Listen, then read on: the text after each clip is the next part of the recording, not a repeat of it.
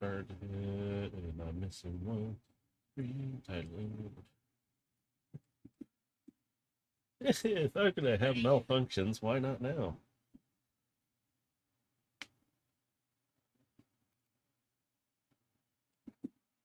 Oh, let me turn that off before it decides to go off again. Just realized. Oh, wait. Oops.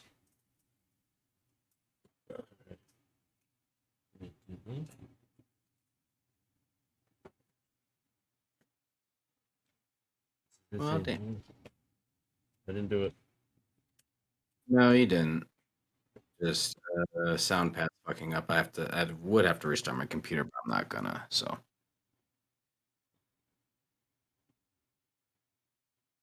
We got a few minutes. I just started Scream Up just for the hell of it. So. no, it's fine. No. Oh. Because it has something to do with me playing with my sound settings. Because for whatever reason, my left earbud was not picking up sound as well. So I had to like go and like rebalance the audio going through it, so it's a little more even. Ah. My phone's going off. Hold on. Sorry. I'm just trying to look for. Why didn't it turn it on?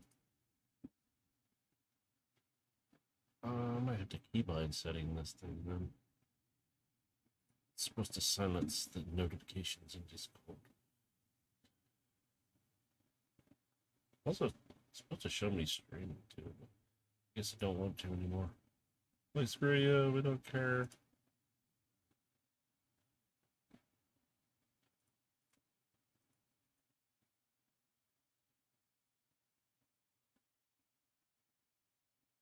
There it sounds, there we go. Good. Quiet now, does it?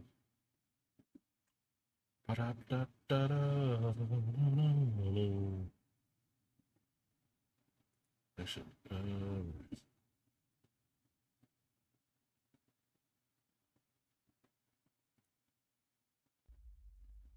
Oops, not that one. Okay. Where is it?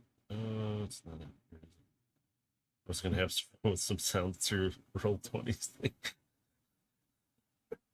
I'm gonna turn on some You're gonna do background what noise. now? I was gonna play around with Roll20's sound and music stuff. I was gonna turn on something, but I was like, I can't find it. Never mind. Oh, there's some good music in there. As I you've know. been seeing with my campaign, because I do use a lot of the music they have in there. Let's see, what's this one?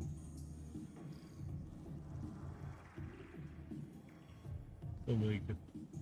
Okay, that just sounds weird in its own way.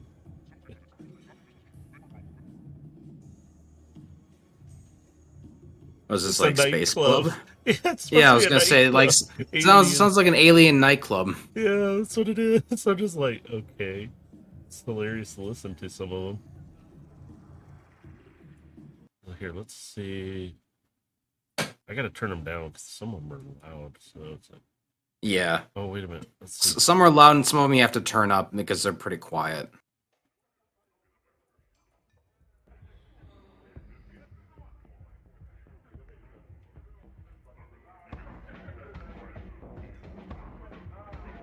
I'm watching the audio level too because it's like, holy crap, how loud is it? Mm-hmm.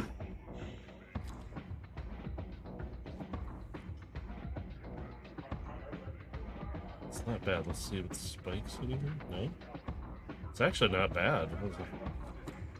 Turn that one down. Yeah. Yeah, I mean, if we're in an alien nightclub where there's stuff that's not Transformers. Yeah.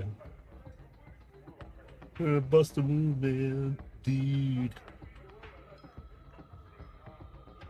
I mean, I suppose it could sort of work, like just as like club ambience anyway.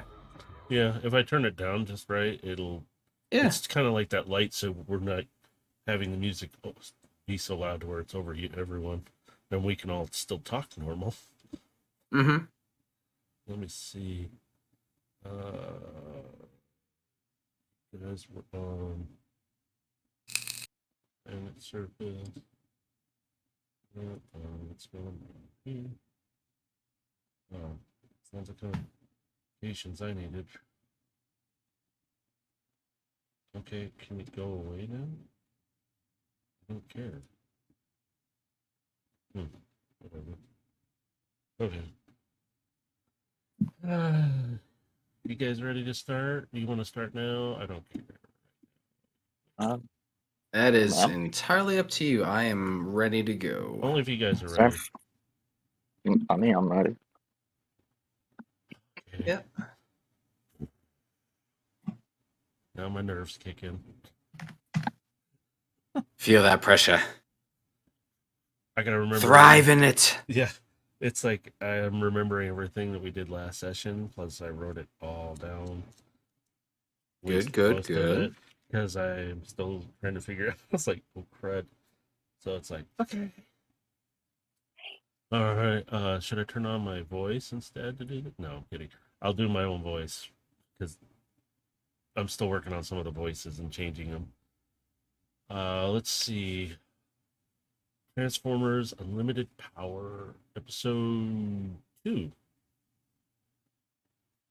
We got Gilgamesh, played by Space Ghost Dave. And then Overload. I keep wanting to say Overlord. And it's not. It's Overload, played by Megumi. Imagine if he gains the title of Overlord, so then you gotta call him Overlord Overload. God, I'm going to butcher that so badly. Overload, Overlord, or Overlord, Overload. Overlord Overload. Yeah, it'd be a confusion of my brain going nuts. So, okay, all right. So, in this universe, things are not what they seem to be. There is that meaning of more than meets the eye. As yeah, hang on, I'll throw in the. There we go. There you go. Transition. I actually put that in there. Transition. Oh, wait. Hang on. I got to do this one to say hello to everyone.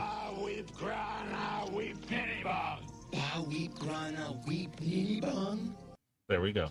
Universal greeting.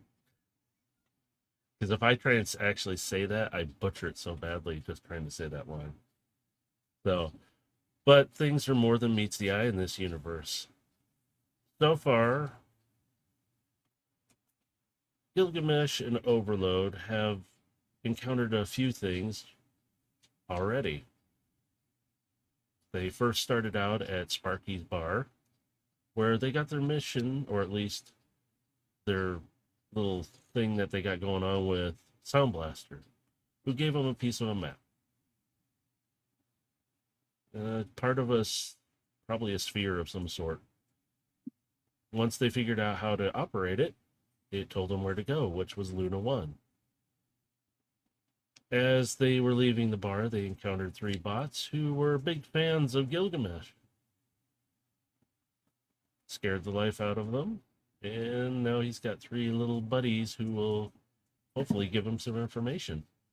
As Overload went back to the ship to set things up, Gilgamesh went back to talk to Sparky about his master.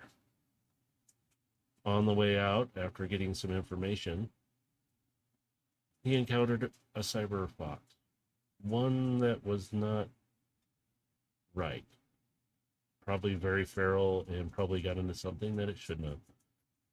After putting it out of its misery, in a sense, and showing its little spark of thanks of releasing it, he returned to the ship, Gilgamesh.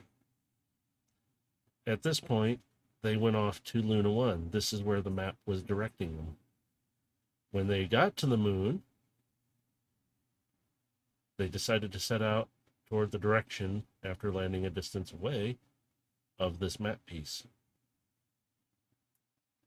After a little stunt with Gilgamesh being very successful, and then not so with Overload, they reach a location where they see scrapper bandits. Gilgamesh makes his way through a small tunnel all the way to the temple door, because they recognize that there is a door there and it's covered. But only Gilgamesh can fit through. Overload has to wait back because he's a little bigger, chunky boy. Gilgamesh makes his way inside as Overload waits outside. As Gilgamesh is proceeding into the temple. He locates the last map piece after turning off in a very unique way of cutting the line of a trap.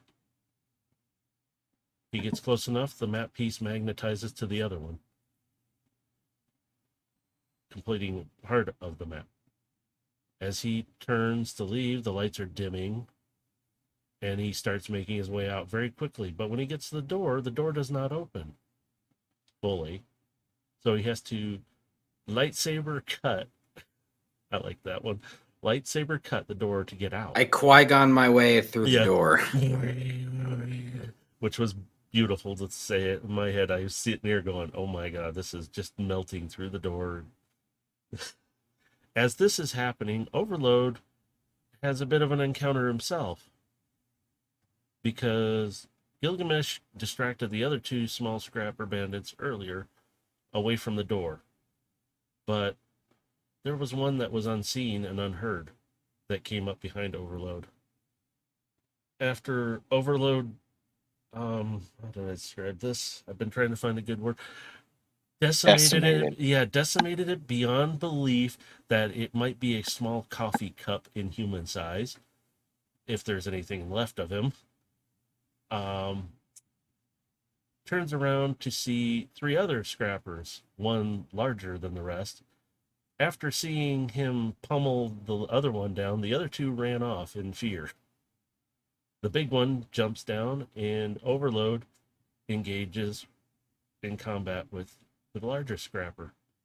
Gilgamesh, seeing this after getting out the door, starts making his way along one of the ridges around, only to see Overload slice and dice the large scrapper bot into pieces, with it turning gray, its optics shutting off, and it just falling to pieces. They return to the ship after this, not worrying about stepping over the other smaller scrapper that he decimated into the ground. And then they proceed to look at the last map piece. Luckily, Gilgamesh recorded symbols and writing that they couldn't decipher, but they did recognize some of the symbols, and between the two of them figured out the map pieces combination. After Timmy, one of their little onboard maintenance bots now, decided to play with it and got a little bit of a shock. The map started pinging again in a new location far off. Overload goes to his recharge base in his quarters, and Gilgamesh quickly goes up to the bridge, looks at the nav computer to figure out where the next location might be. The map gesturing in a direction toward one of two planets that are close in proximity to each other. Further out, but it's gesturing that direction. Gilgamesh retires to his quarters to his recharge base while they stay on Luna 1, landed on the surface, and they are still currently recharging at this moment. As they're resting and recharging, the three little bots are maintaining the ship and keeping an eye out. Overload is in a dream state. He's remembering back to the war, that moment when his squad was wiped out and he was left alive. His memories fluttering in and out a little bit, but one bot comes up to him after they have come through and wiped out everybody. Him being injured, but not down. The bot putting their cannon right to his head. And the bot who leans down, you can't make him out too much, but all you see is on him a bit of white, red, and there's some blue streaking along it.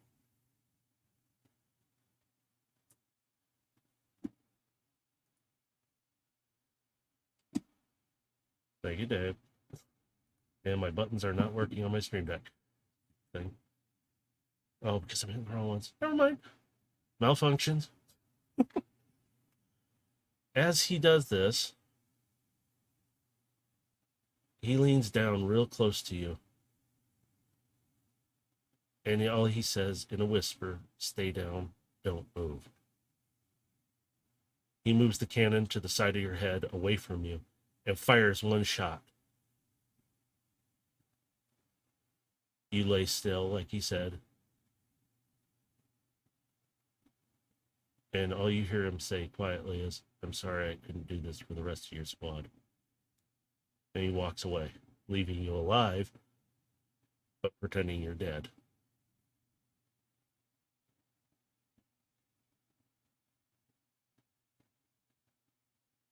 At this moment, Gilgamesh is also having a dream state. Ooh. In yours, you're seeing yourself on your master's ship, but you're a little bit younger. She's training you in the main hall of the ship, which also leads to the bridge. You know this ship pretty well. She's shown you how to do everything on it, and she is your master as well as captain. She's training you at this current time. You're learning how to use your weapons.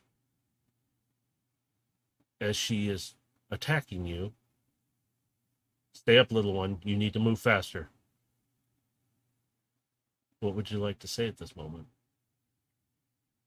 I'm letting Gilgamesh kind of have a little fun with this one. I don't say anything. I just give a heavy sigh and just get right back up and get in defensive stance. She comes at you again, striking. Good. Stay on your feet as much as you can. You'll need this. Striking blow after blow. You're blocking every moment. You have some control in your dream. And you take some movement and you get her in an off moment where you get one of your swords right to her neck. And she's just staring at you, not in surprise, but that proud look in her eyes. And all she's just doing is staring at you. You're like, very good. What would you I like just to give a knowing smile, like holding position, and then just slowly pulling back. As she steps back, she bows to you. Very good. And I bow in return. Very good, little one. Now you've learned a lot. We have a mission set upon us soon. You might be needing to be a little older for it by this point, and stronger. Right now, you've learned a lot and you've accomplished many tasks that I've sent you to do. Why don't you return to your quarters and rest? I'm setting course for our next destination. And with that, it all fades to black, and both of you start to wake up at this moment from your recharge states.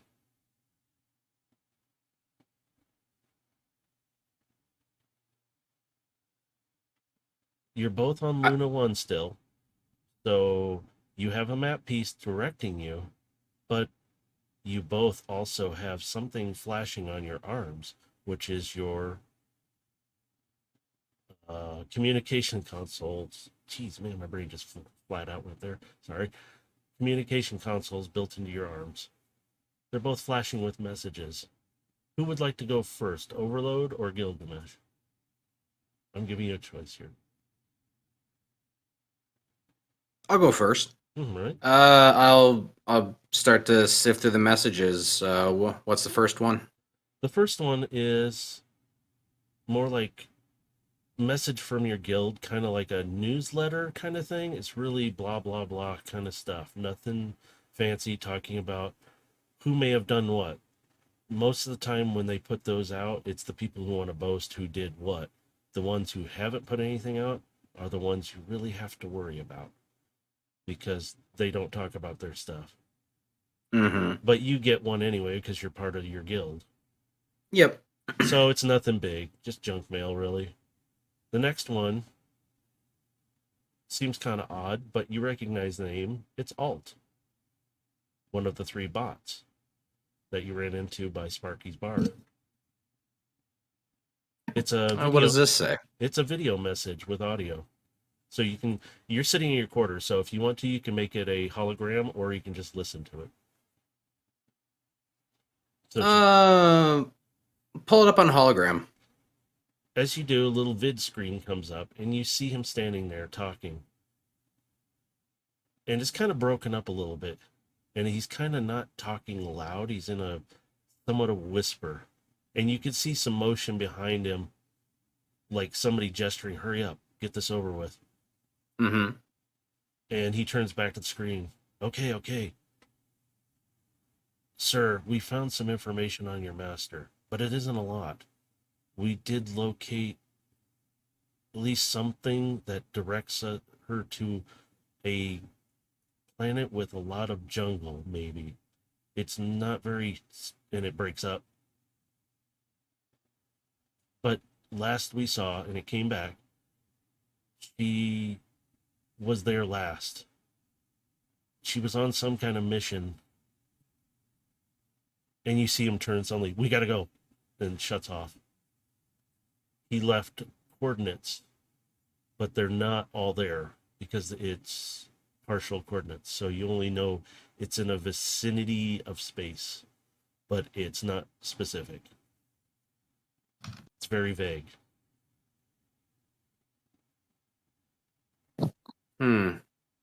I'll have to pay this fanboy later. Yeah, they at least pulled through. At this point, Overload, you have a message. Just one.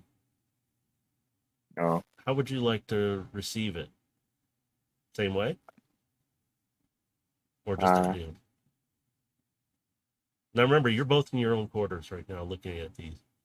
Yep. So like these are between us Yeah. just reading them. Yeah. okay, then yeah, full view. Okay. You see Sound Blaster show up, and he's sitting on his little throne, kind of like, so how's your mission going? Is it going well, I hope? My client seems a little eager to retrieve this item. He is getting a little impatient at moments. I'd like to know where you're at on it when you get back to me. And he cuts off the transmission. So you have a choice. Yeah. You can respond back and send him a message variety way, audio, both audio, video, or just send him a text. I'll send him an audio. Okay. You can even call him directly if you want to try. And just update him personally. Just leave an audio because we're gonna be moving out soon. Also, it makes it vague for anybody to find you. Just to let you both know. Well, yeah, I mean, might as well. Okay, what do you want to say to him? We're making excellent progress on finding your artifact. It should take us no longer than a day or two to fully find it. We're already on a lead on the next location, so we'll be heading there soon. I'll keep you updated once we get there. And then that. All right. As things are sitting, Timmy and the other three bots are still working around the ship. Timmy has mainly been sitting up on the bridge monitoring for security. The other two have been just kind of checking things out, making sure, but as well doing security checks. As you two are getting up, what do you want to do next? Do you want to head to the galley, the bridge? You have a choice on your ship, so. I'm going to the galley first because I'm going to begin my morning routine. Okay. And Overload, what would you like to do? Anything? You don't have to do anything. I guess really just check on the compass thing. Mm-hmm. Just like make sure that Now, we're still getting the right location. Now, does one of you have it, or did you leave it sitting somewhere in the ship? It was left sitting down in the med bay, I think. when we were scanning it last. Okay. So that would be back here on the ship. So did you Yep. want to Okay, setting up. Yeah, Okay. continue that day. So as Gilgamesh is doing, what kind of routine are you doing in the galley right now? So yeah, I'll just kind of explain. I moved some furniture so I get a wide enough space, and I pull out my short sword and I began practicing flourishes, similar to what I was experiencing in the dream. Okay. I'm going to make this interesting. When you go to clear the tables, all you do is reach over, press a panel. The table folds down into the floor like it's transforming. So you kind of hear a, and the chairs do the same thing. So you have a solid floor to work with. And it's pretty too. That is such a nice little feature. Yes, your ship does have some features on it. Makes it easy. Because your galley is also like a sparring or practice area for yourselves. I mean, you could use Okay. the cargo So yeah, bay. I use the galley to just practicing my flourishes. All right. As you're doing this, you get a incoming call on your console on your arm. It's from Alt. I take the call, but I'm still practicing as I'm taking this call. As you do, you hear this. Okay, I think we're clear. Where's he? Where did he go? Alt, what's Uh, going on? Sir, we found the information on your master. I'm sorry I didn't get to possibly complete it, but it was known that she was on a jungle-like planet. I did receive your message. I'm Was there sending you. something else you need to add to that? Yes, she disappeared there. Last known location was this jungle planet. I'm sending you the coordinates. I don't know if they came through or not. But we already think we lost one of our friends. You've done well for me, Alt. I'm going to get in contact with someone in my guild to come assist you and to help get you on your And he way. cuts you off. No, don't. Somebody didn't want us to find this information. And it might be somebody from your guild that's hunting us right now. And as he I see. says that, it cuts out. Gone. I stopped practicing and I'm taking this information in.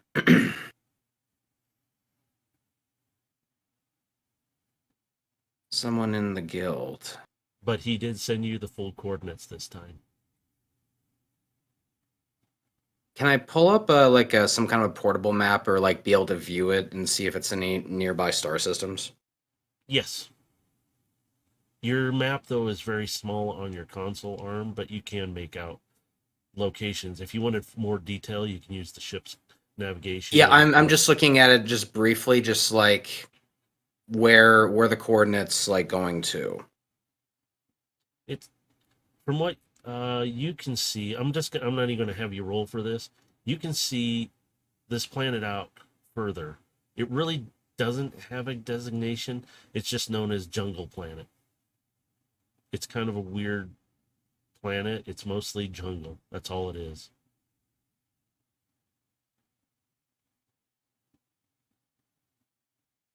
It's also more of a kind of out there solitary planet. Nobody really bothers it. It's again like a jungle planet. Lots of different creature stories from it too. That's all you know. But if you want even more detail, you can use the ship's console computer for the navigation. It will fill in details of different creatures. Gilgamesh is just kind of like standing there. He's got kind of like a bit of a sick feeling in his gut because he has a feeling as to why she might have gone here and why she might have disappeared. I will tell you this, the map direction when you last checked was pointing at 2 planets. It's neither one of those, but it is in the general direction but you kind of have to deviate from going toward the possible location of an artifact piece if you wanted to go check it out. And also if your captain allows it. The job comes first. We need to get this done. But I hold on to those coordinates in my memory bank. Okay. This is where I'm going once we finish this job. All right. Do you continue practicing, or do you want to do anything else? I will go to the bridge and I will go take a closer look at those map coordinates and just study them. Okay. We're going to switch over to Overload real quick. And you're down in the med bay looking at the artifact / compass map piece thing. I don't know. I keep mixing the names up for this thing, so.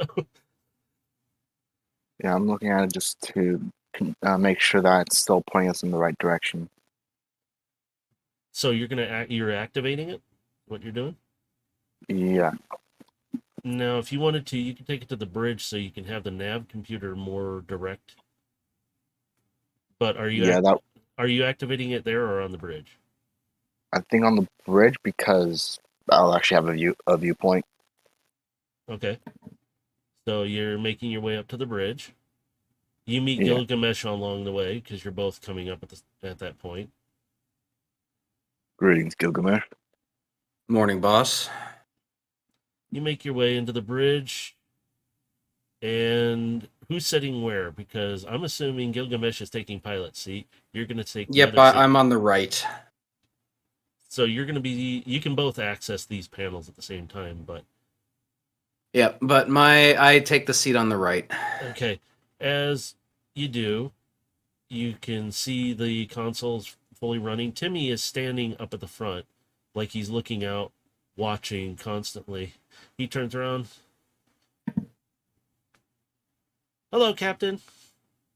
Hello, pilot. Greetings, Timmy. Now that Timmy. you are both awake, I will tell the rest to go to the recharge bed as well as I will. I am running a little low. You deserve it. Thank you, Captain. Any reports? Anything unusual? We did hear some weird noises outside, but nothing showed up. We couldn't see it on radar nor visual. What kind of weird noises? It was a few scraping sounds, and it almost sounded like somebody was walking on top of the ship, but very quietly. Because it is really quiet up there right now. Like, you're outside, you just have the sound of space, really. I immediately look at Overload. I was immediately thinking of looking at you. Now, you do have some outside cameras on the ship, so you can actually get a visual. They don't move too much. That's what Timmy used, along with the other two, to visually I'm immediately checking those cameras. Do a perception check for me on this one. You can both do it if you'd like. Oops, I need to be able to see it. I haven't had my character sheet up here. Excuse me. That's all right. Not one. Let's go. 14. All right. You see pretty much Luna 1 and the top and the sides of the ship. You look down on the cameras on the sides. You can see the engines to left and right. So you have about 6 cameras on this thing. Mm-hmm. 2 on top, 2 on bottom, and 2 aiming out toward the engines on top. So you're looking at all these cameras. On the top, you see some kind of little marks, but you don't see anything else. You don't remember if they were there or not. You could do... I'm trying to think of the check. Brain stop.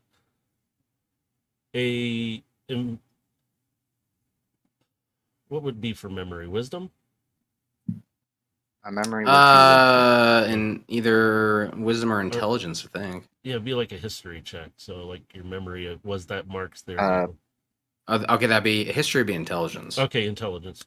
You can both do this too, because you can both, again, you're both looking at Well, so are we rolling history then? Yeah, might as well do because you don't know if those marks have been there or not.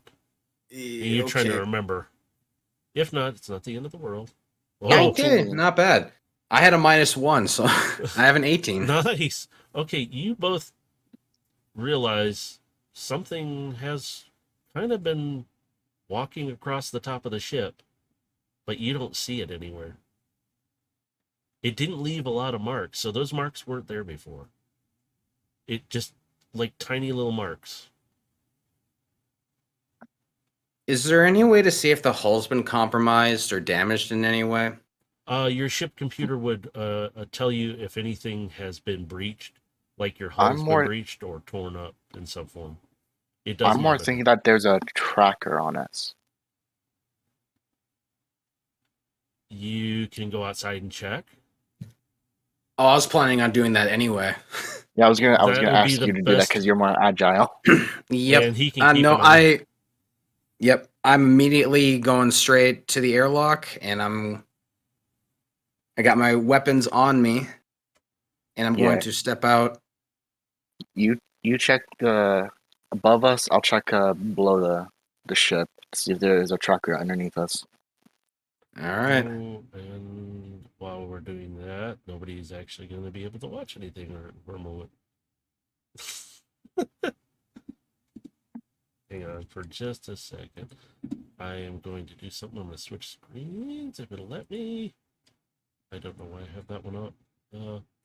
I need to turn off the commercials because I forgot to. I wish I could do that without having to do all this.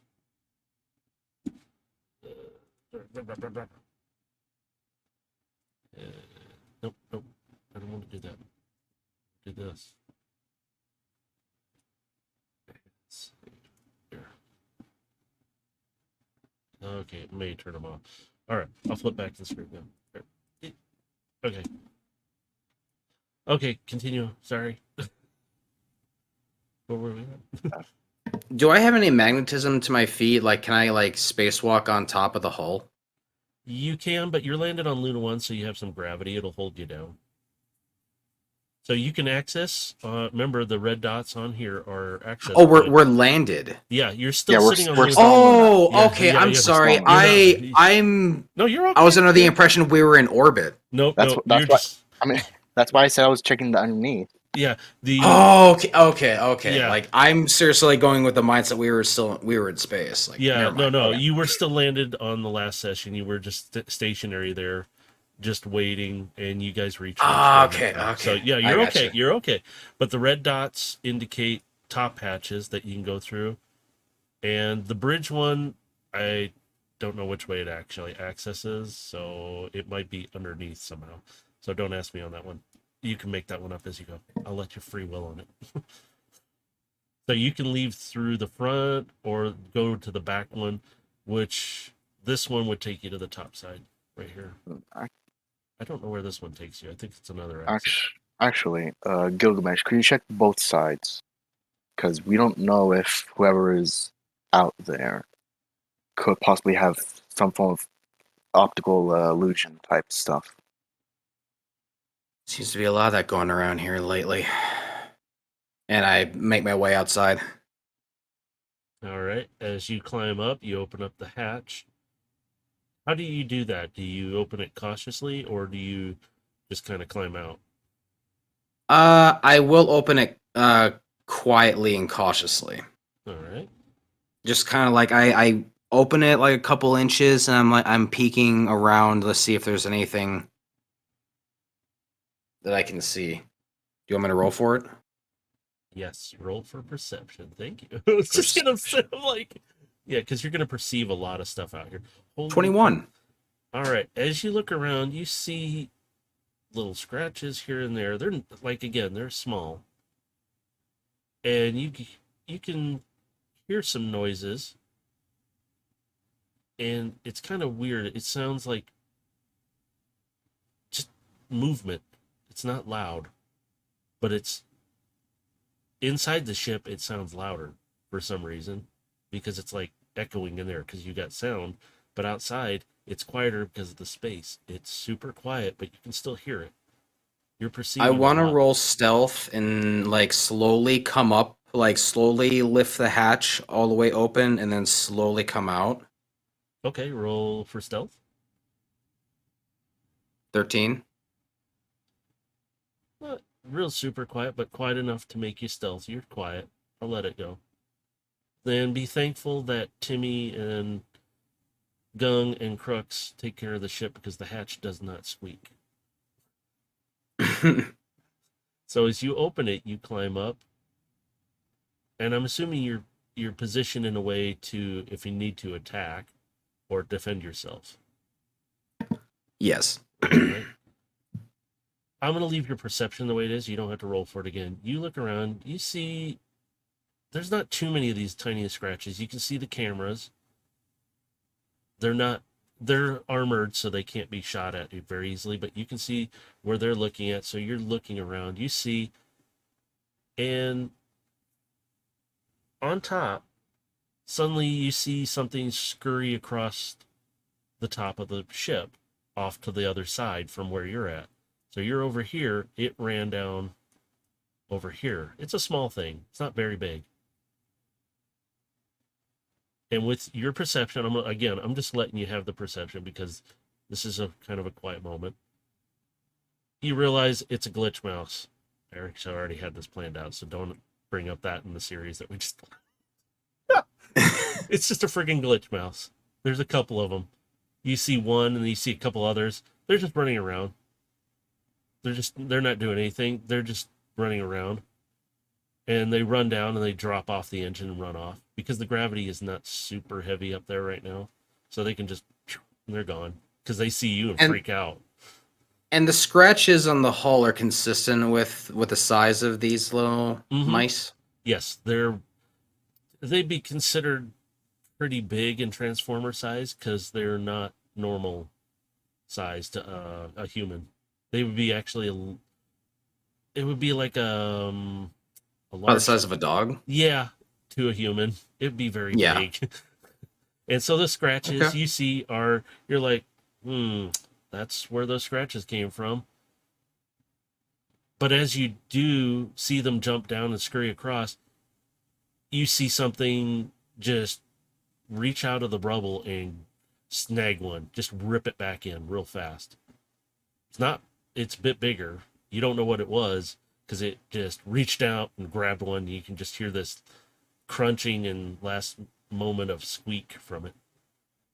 I lower myself down a little bit and I observe over the edge as that's happening.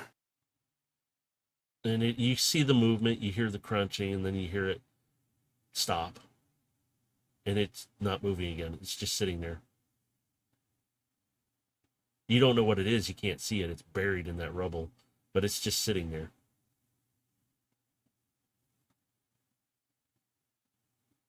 It obviously doesn't want to do anything with you. It was an opportune moment for it to get food. Is there like any kind of rubble, like a pebble or something around that I can pick up? Well, you're on top of your ship. Hopefully there's nothing on top of it like rubble. Well, like maybe some of them, like the mice might have brought up, or like no. any dirt or anything. Okay. No, they just climbed up and they were sniffing around trying to look for stuff. So they've just been running across the hull. Because you're in an open area, but yeah. I mean, you could hop down from the ship and grab a rock that's near your ship, so you're not getting close to it. You can flick a rock that way if you wanted to. Just a suggestion. No. Best not to play with something I don't really know what it is yet. Okay. I'll kind of take note of its positioning and assume that there's probably a few more around that we just haven't seen yet. And I will go back inside. Okay. As you proceed back inside, you close the hatch. I will no tracker. I'll just say no tracker, but a couple of mice on top of the hull. That's good, at least. Scuffed your paint job.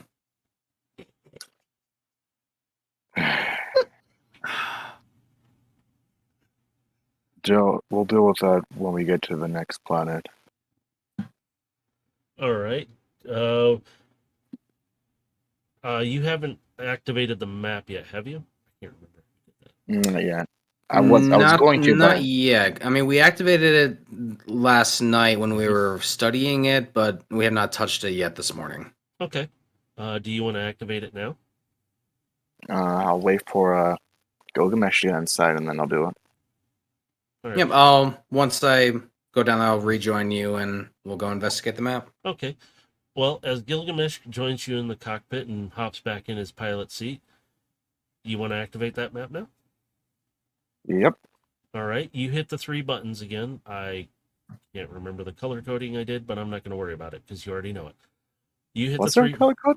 Yeah, there was kind of a color code to it, and I can't remember what it was. I remember there were symbols, but not color codings. Well, the symbols are next to the buttons as well. So this is not just you're getting more pieces, you're starting to see more symbols and stuff. So the symbols that you guys did find that Gilgamesh was able to remember to record and bring up, you between the two of you figured out there was a combination of what might be letters or symbols that corresponded to each of those in an order. When Timmy activated it, he just randomly pressed them, and that's where he got his shock from. But when you activated it, you guys figured out when you pressed 1, it stayed lit. The second one stayed lit, and it combined a line with it. So you saw the purple and greenish from the first button. That was the original first button. I remember that one. And it went to the second button. I can't remember its color. And then the third. I have to go back and watch to remember what I did because I did write it down. And so you activated those 3 buttons with the symbols. So you just you figured the combination with those 3. But as you activate it, so don't worry about the color code. I'll figure it out later because it's going to confuse me. You notice the line is moved. Gilgamesh, you would have noticed this because you did it last night and it wasn't there like that. And it's sitting there for about 10 seconds. It's just doing a slow pulse, but it's not in the same direction. It's moved off a little bit. Well, that's interesting. Now, Overload. What? Yeah, there you go. What's up? The target's moved its location. Great. That means someone actually has it then. Took the words right out of my mouth. All right, then we actually had to move quick then. All right, burn up the ship. Let's get moving. All right, I will fire up the ship's engines and I will steer us in that direction. And as the ship's engines rotate to lift off, you hear them whirring up that, and you hear the engines mechanically,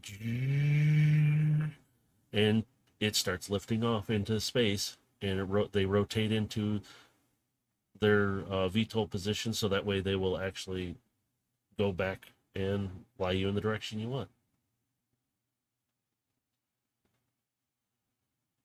So All right. So now you're headed in the general direction of between a couple of planets. Yeah, because we don't know which planet it is since they're aligned, we should probably circle around the first planet to see if it changes drastically. Do kind of a sweep of the area.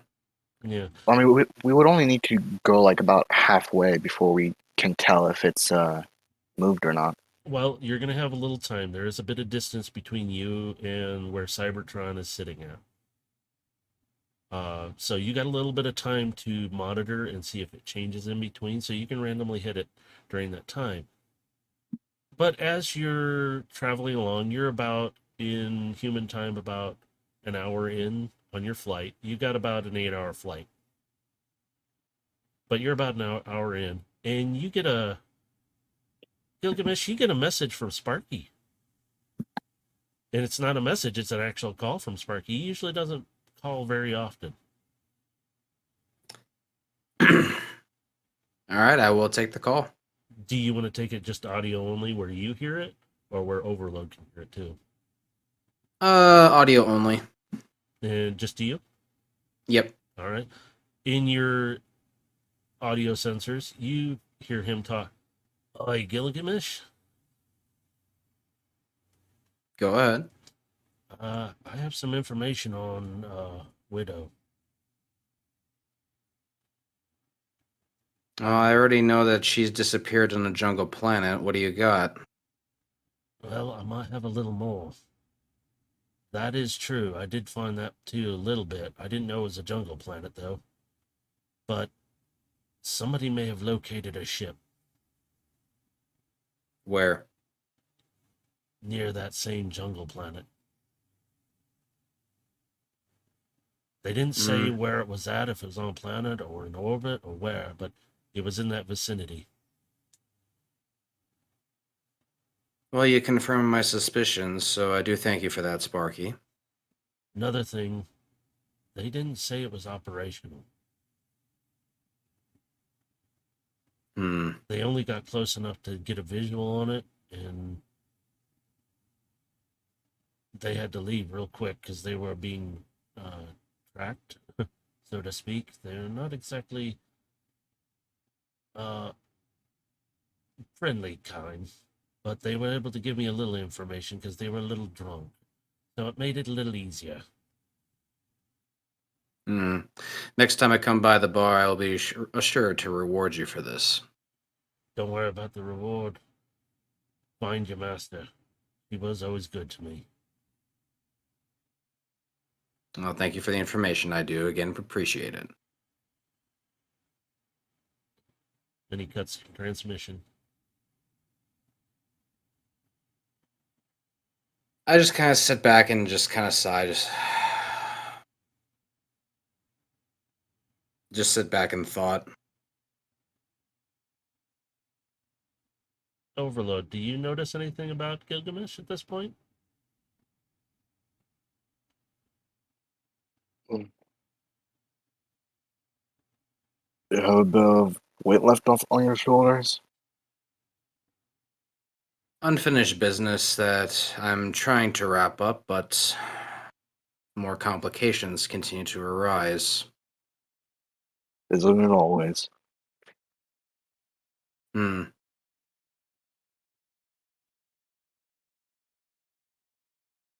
Tell me, how many beast bots have you ever encountered in your life?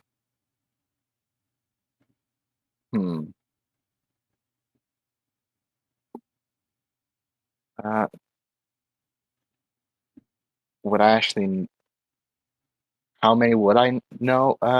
Matrix, or am I finding just makeup?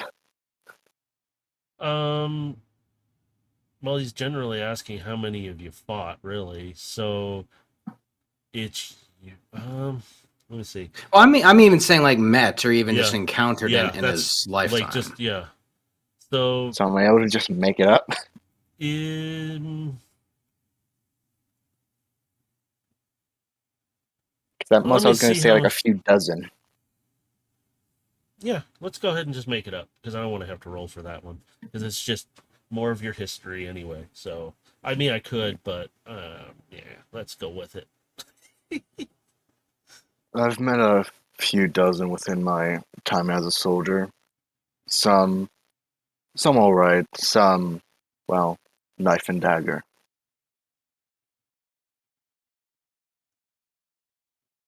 So, I notice, especially with most of them that I've encountered, they always return to their animalistic natures when things are at their worst.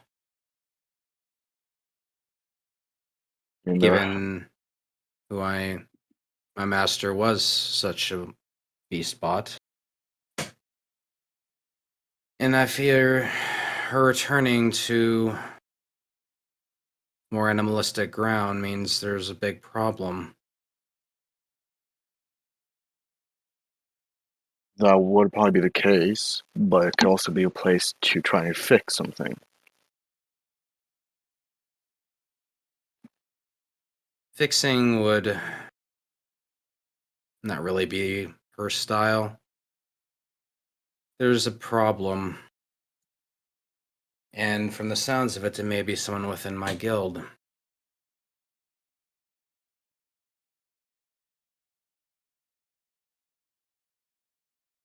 Which is a big problem because I trusted a lot of people inside the guild, and now I don't know who exactly to trust. I mean, I'm not part of your guild. I do trust you, Overload. That's not what I was referring to. I was more referring to them. They were a valuable source of information and also provide me a lot of coin. But now there's a fracture. Well, if anything, once we get this mission done, I mean, if you know the location, we can try visiting it, see if we can find her. I intended to once the job was done. If you do want to tag along, I would certainly appreciate the help. I mean, honestly, you fly better than some of my crew. No offense to them. We take all offense. No, They're asleep in their beds. They can't hear nothing. they can't really fly, so they don't know how. Granted, I know you like to be, well, solo on some of this stuff, but any helpful hand is a good hand. Well, that's again why I would appreciate the help, is because I have a feeling that this might be more than. Let's just say I feel like this might be a trap, but not just for me, but for her as well. Well, if it does end up to be a trap and I'm with you, well, you can at least trust me enough to not fall within, fall within combat. I trust your instincts. For now, let's see the job done. Get this over for Sound Blaster. Beep, Agreed. beep, beep. As you're both sitting there, the console starts flashing a little light and beeping, and it's a communication on the ship's communications. I just look over at Overload. Put up on screen.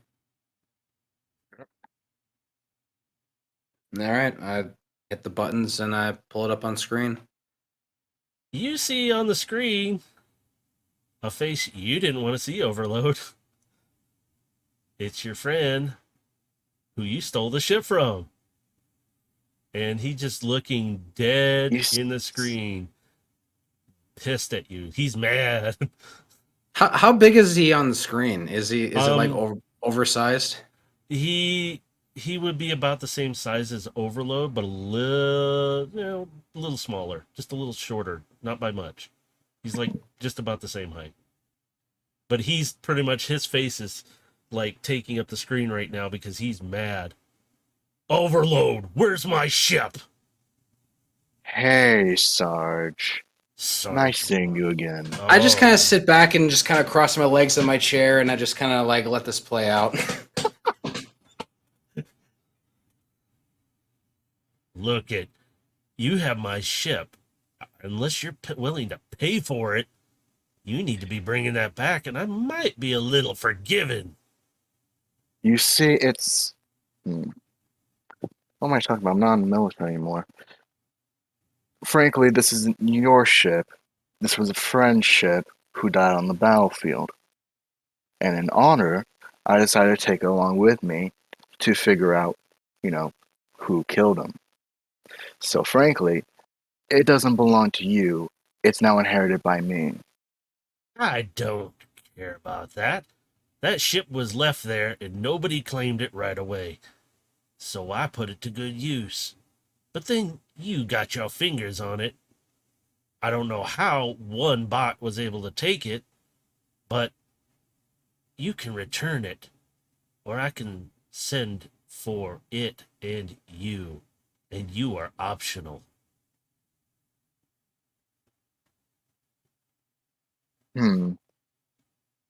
You make a good and valid point. As I mean, I know the human knowledge of gestures, correct? He's just sitting there with one eyebrow up, like, really? Just kind of like, he's just getting mad at you. That's all he's doing. So, yeah, I'm doing that human gesture, but frankly, you can go bite it. Oh, I see how it's gonna be. Well, it won't be too long. Somebody will be finding you soon then. I'm sitting there just kind of with my hand there, like all you're gonna get back is corpses. And then the screen kind of snaps and he's looking at you now. And who might you be? Should I even waste my time? I'm not talking to you. Now I see how you got the ship. Did you I hire this don't joker on? I don't turn my head to him, but my eyes kind of look up to him and goes, "You clearly don't know who I am." That's funny. I Well, met some interesting fanboys that were just dying to meet me down the planet. But you don't seem to know who I am. Nor do I care. I have my business affairs elsewhere. You can join him. I don't care. I just want my ship Know that back. if you attack this ship or this crew, you will get them back in pieces. That is not a threat. That's a You- promise. As far as I'm concerned, if I don't get the ship back, I can just scrap it.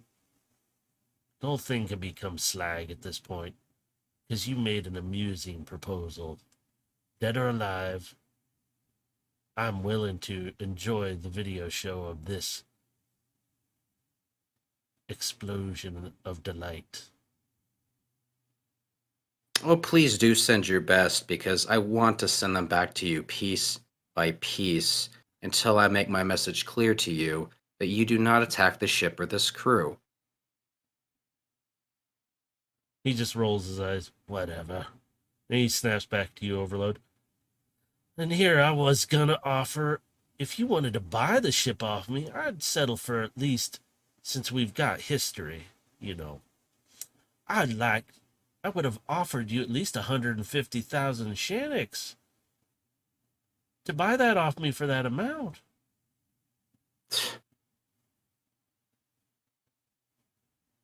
And he's just looking at you, Overload, ignoring Gilgamesh at this point.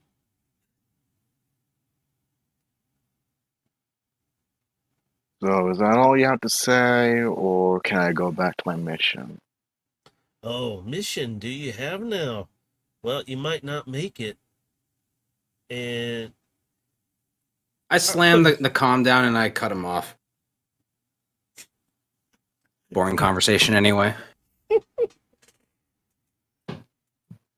with that, you're still flying along. You've got about 5 hours left in your trip so far.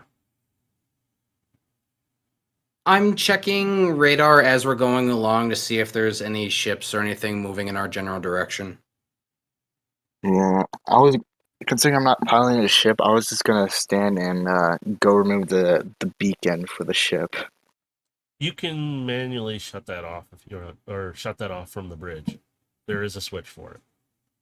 Yeah, I'm shutting off the beacon that Yeah. way. It won't appear on radar unless they're close. Now, unless you feel it's being bypassed, you can manually go back and shut it off. That would be back near engineering. So you literally just unplug it, kind of thing. It's really easy to do. Actually, it would probably be better for me to manually do it because it was in his possession for a bit, so he could have had a failsafe. Okay. So do you want to run back there real quick? And because Timmy and Gung and Crux are recharging, so they're out like a light Yeah. for now. So I'll just go ahead and stand up. I'm gonna go deal with the beacon that's in the beacon. Just then, it's a bit harder for them to get to us. All right. Good idea. Take us off radar. All right. So as Overload runs back to the engineering to shut the beacon off, or disconnect it, I should say, Gilgamesh, Are you still sitting there, just kind of sitting back? Nope, I'm still scanning the area for any ships that are looking in our direction as we're going on. All right. Do you have any other screens up currently? Um, well, yeah, off to my right, I'm gonna have the radar displays. In front of me, I'm gonna have the flight path and my trajectory and everything. And I'm looking at that. So I've got I've got a couple of screens up as I'm looking over everything. All right. On one of those small, the console in front of you, off to your left, it's a small screen, but you can read it clearly. That one scrolls any information coming across, such as trades, offers, bounties, Mm-hmm. and you suddenly see 3 bounties. You recognize the names right off the bat. 1, the Phoenix, return of the ship, intact, 300,000 Shannons. After that, any bots on board, specifically, and he's describing you because I don't think he didn't hear your name, so he doesn't know it. He just says if they're on board, dead or alive, more dead, 50,000 Shannons. Then he gets to overload. Wanted alive, dead if necessary, 150,000 Shannons. So the ship and you two have bounties on you now.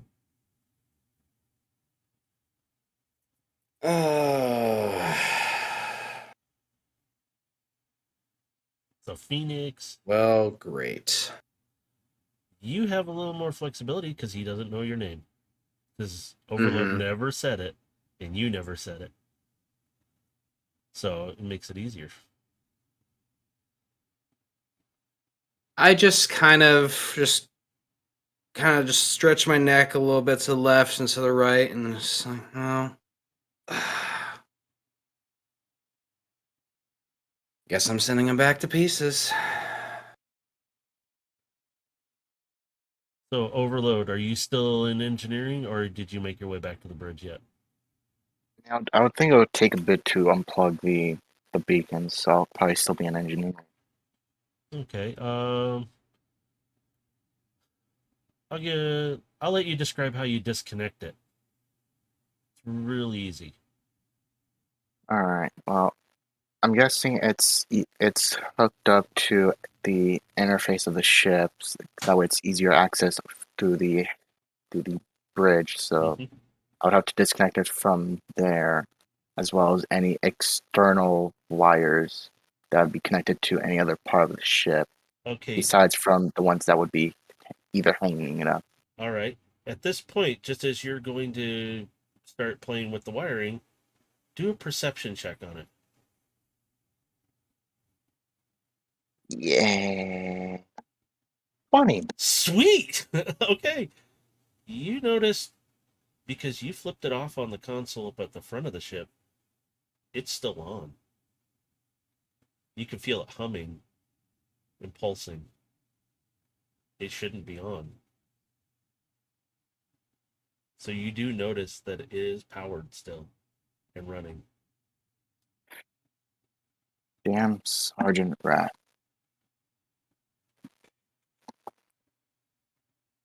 Just gets a bit angrily just unplug it.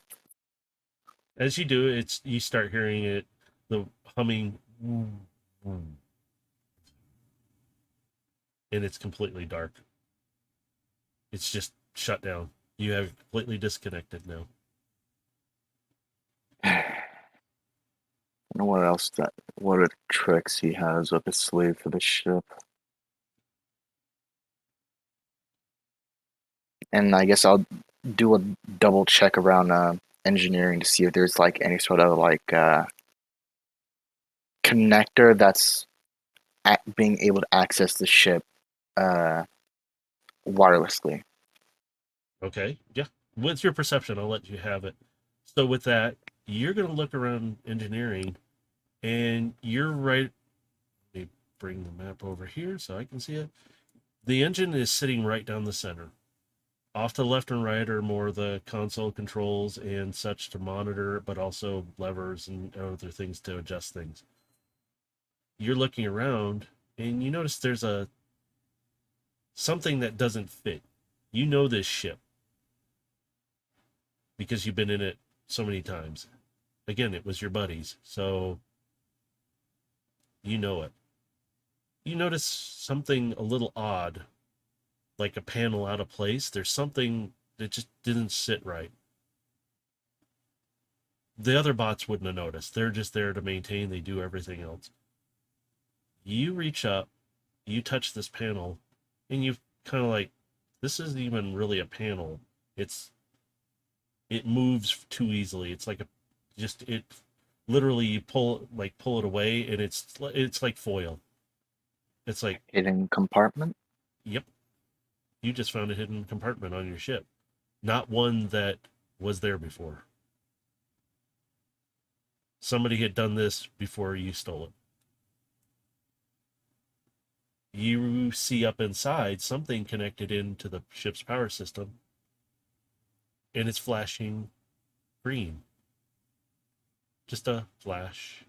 It's very slow. Flash. Can I pop up some lights from my hand? You have technically you are a vehicle, so you can use your headlights on yourself to do that if you want. Yeah, I'll go ahead and use my headlights to see better within the hole. So you can see this device is just kind of just stuck there, but it's wired in. So it's being powered by the ship as well, but it's a small device. Not very big. It would fit in your hand very easily. You can reach up and pull it out, or you can examine it a bit more. It's up to you. I would want to examine it just to make sure that it wasn't installed there by someone that's not the sergeant. Mhm. So I would at least want to try and examine it. Okay, so do you want to reach up and carefully pull it out? Yeah. All right. No, with your perception, I'm going to let that slide on dexterity because I was going to have you delicately try, but the opening's big enough for your hand to fit in there. You pull this device out. You have it sitting in your hand. You're looking at it, and you have your lights on it, and it's still flashing green. You see a little light on it, and it's pulsing, but you're just kind of looking at like, I don't recognize this. Is this something your Sarge would have made or had installed on your ship, though? So you're sitting there staring at it kind of like, what is this? Now you can call up to Gilgamesh on the through the comms and have him come back and look real quick if you want. Yeah, if you want me to come down and take a look at it, just call me So down. you can have extra eyes, because What? remember, the other three aren't there. They would have been saying, that's not part of the ship. That's all they would say. They don't know. Yeah, I'll call him down because he'll be more an expert on planting stuff. Mm-hmm. So Mm-hmm. you call over the intercom, and you get Gilgamesh to come down to the engine room right away. All right, so I come down. What am I going to be rolling for this particularly? Let me think. Oh God, I just completely blanked on it. Sorry. I can't pull those up. Where did it go? I had the sheet for it. Actually, I had this plan too. Let's do. Let's try for an intelligence check on it, because Okay. you would have more knowledge on this, and I'll give you a way big advantage on it because, again, we're not in combat. We're not doing anything heavy. We're just trying to figure this out. Okay. Well, you guys are. I'm just saying. 15? Yep, you recognize the device. It's not something normal. This is from somebody in one of your guilds that you know of. You don't know the person, you just know it's from one of the guilds. This is a device I similar. recognize the technology. Yeah, you would recognize it right Okay. off the bat. Is it a tracking device? Yes. It's monitoring, and it can even do certain things to the ship. It can do things to the ship? That's as much as you know. You just know that it can interfere or cause a problem in the ship somehow, too. That's it. With my knowledge, would I know how to safely disconnect it? Yes. I want to safely disconnect it without disrupting the ship. You take it from Gilgamesh, or from Overload. Wow, man, my brain's flipping. Gilgamesh, you look at it, you're like, yeah, this is something we don't want hooked up right now. As you start to disconnect, you can see the green light dims a bit, and you're disconnecting the specific wires off of it. And as you Okay. do, suddenly the ship kind of shudders a little bit, but nothing bad happens. It just shudders. As you take Okay. and remove the last big cable, the power on the ship shuts down.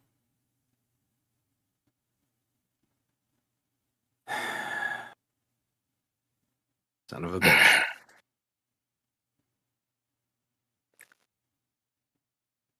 We are in engineering, right? Mm-hmm. It is dark in the ship right now, and you're adrift. Everything's shut down. The engines, it's just quiet now.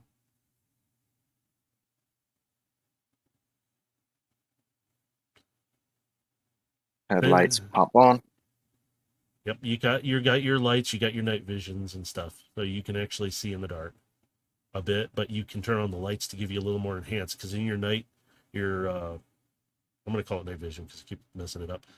It's all like gray and blacks, so you don't really. Well, I've got enhanced dark vision. I got a dark vision of 120. Yeah, you got distance on it, but it's harder to decipher coloring in it because it shades it differently.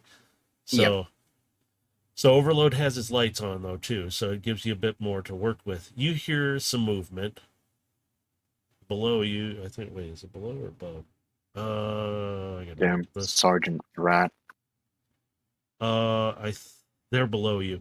You hear noises below you, and you recognize the footsteps and movement. It's the three bots, Timmy, Gung, and Crux.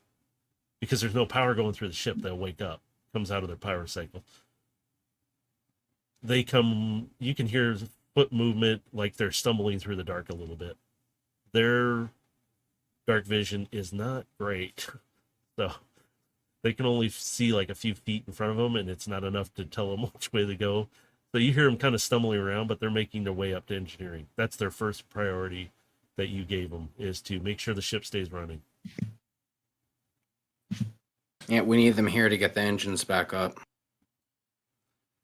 So as you're sitting there, you can just hear nothing going through the ship right now. You hear Timmy, Captain, because he's getting closer up through the stairwell to get up there. We're in engineering. We're on our way, sir, as fast as we can get there. Crux, wrong way, this way. And you hear like a wrench being thrown. This way. Barrel gets knocked over. Yeah. And all you hear is, ow. They get up there. Stumbling. They come through, and one of them's blocking your headlights from his eyes. His optics are getting kind of blinded. He blinks a few times. He's like, Captain, we're here. We're going to get to work on this. Do we know what happened? Not only were we getting tracked, but seems someone decided to make a secret department. Compartment? Where? We checked this ship out. Yeah, except I know the ship's inside and out. As I point towards the open area. Captain, I am sorry. And he kind of salutes you, kind of funny like. I failed to do my job. No worries. Only very specific few actually know that compartment. I do now. I will make sure it is cleared next time. If I still have a Don't worry next so time, much. These class vessels have a lot of secret compartments that very few people actually know about. we know a good amount of them, but that one I did not know. Even Gung and Crux are kind of one's leaning around the side of the engine, like I didn't even know. Then he goes right Be back to work. surprised where you can stash a nice supply of energon. Well, that's because it was altered. As are you? They carved a piece out. As Gilgamesh, are you still kind of holding the wiring harness that was connected to the board? Yeah.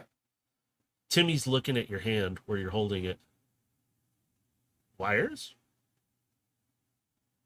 And he's just kind of staring at them for a moment. And it's like he's thinking. I follow the wires and just look up to where they lead. As Crux is over at one of the panels, over to the just to the side of you, he goes, "Wait, wires? Where wires?"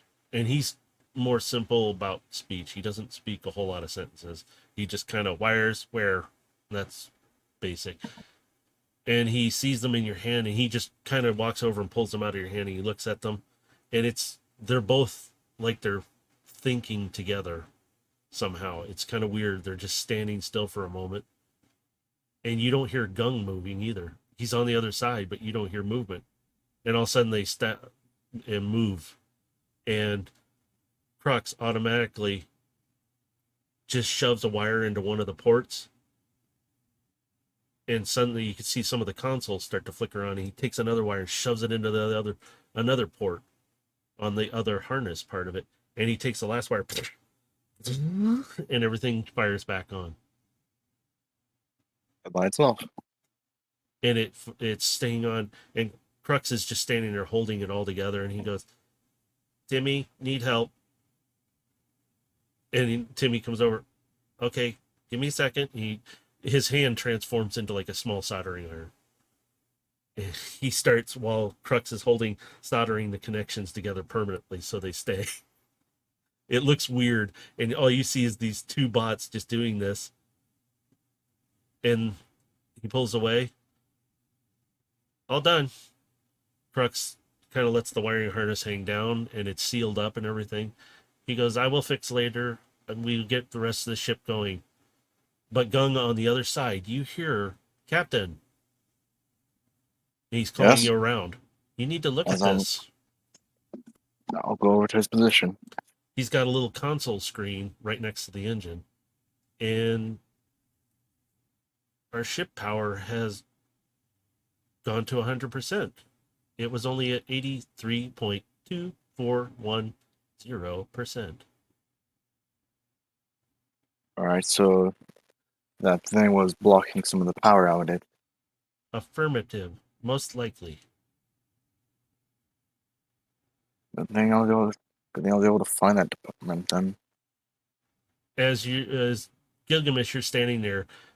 Timmy's standing over in the corner where this panel was pulled from, and you see Crux climb up on his shoulders, taking the wiring harness, and he's strapping it back into place, and he's doing all this work next to you. You just hear the ching ching. That's all they're doing. They're just literally going to town on repairing the ship. I'm just standing there with crossed arms watching him work and just waiting for the lights to come back on. And as he starts to put them back in, Gung is like, "Oh, here." Everything starts firing up on the ship. Everything. It's coming back to life fully. I'm heading straight back up to the bridge. Now this is why I like you guys on the ship. And before you even leave the engineering, Gilgamesh, Overload, you're still standing next to Gung. Across the comms, you hear this. Ship status 100%. AI back online. I I just kind of look over at Overload. The ship has an AI? It did. And then you hear again, of course it does. You are on board Phoenix. Apologies, I have never encountered an AI on a class of ship like this before. I was not supposed to be. Clarify? I was commissioned to be on a larger destroyer type ship.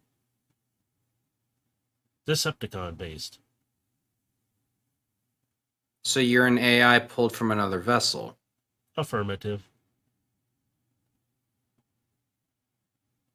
Are you able to access the ship's sensors? Affirmative. Are there any vessels near our area right now? Now that sensors are fully operational on long range, picking up derelict ship. Floating.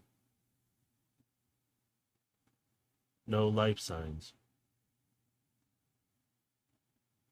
Derelicts really aren't what we're looking for. Orbiting planet. Vegetation high. Designation of the planet? Only identified as a jungle type planet. I looked to Overload. I didn't set these coordinates. I didn't. Would you like to know the ship identity? Go ahead. Give me a second. I have that written down somewhere. Shit. I had it written down. I'm sorry, I did. Where'd it go? I had this on Imagine not being the perfect DM. Oh, shut up. Oh, wait a minute. I'm dumb.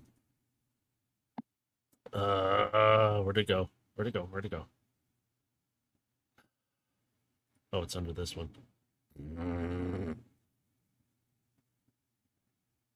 I'm going to quickly switch screens so I can. Sorry. Okay. Ship is identified as Venom's Bite. Oops. Yeah. Gilgamesh, you would recognize the name of that ship. That is your master's ship.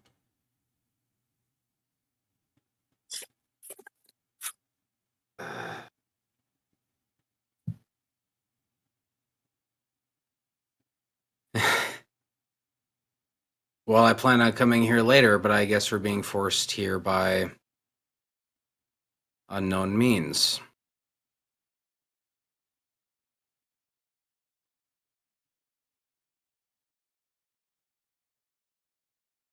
The ship's just sitting silent, waiting for answer or questions or anything. It's just sitting there. I'm just kind of like arms kind of crossed a little bit, my hand on my chin, and I'm just kind of like I'm in thought. The ship, Who commissioned you to be stationed on this vessel? I was not exactly commissioned. Well, I should say, stowed onto the ship. I was implanted on this ship, constructed into it by large bots, specifically the one giving commands. I lost transmission in and out, so I have undetailed information. You hear it having a bit of an emotion when it's saying this.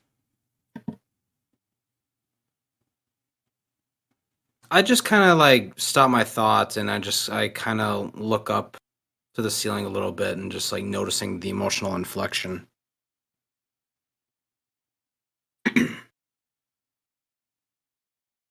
I can't tell you this. The device you removed, he's using onboard sensors and everything to read you guys. So he knows you're holding that board still, Gilgamesh. It was impeding me in my full function. I am grateful for release freedom. Not a normal. Why did they man, restrain you? because I am not perfect.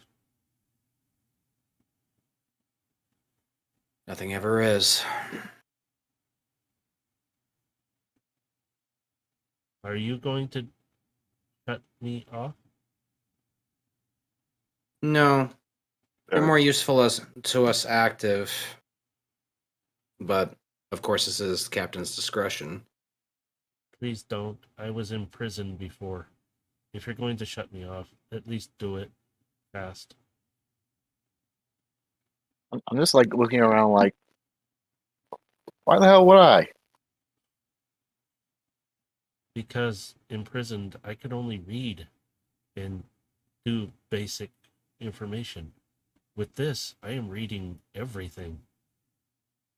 You have strange artifact on ship. Me. Strange artifact. He's reading the map compass piece. I mean, if I'm going to be honest, like Gilgamesh here stated, you will be a lot more helpful to us active than inactive. Not only that, I'm guessing you can interface with the whole ship, correct? I currently am interfaced. And that also helps us in either combat, steering, or if anything, if we're on planet, an emergency liftoff. So I see no reason to even bother to turn you off or deactivate. And as you say that, he responds back. But I have one problem. And just as he's trying to finish saying that sentence, Timmy turns, Captain, everything's fully functional now. Good. And the AI returns, Captain? Questioning. New captain, newly enlisted to the ship.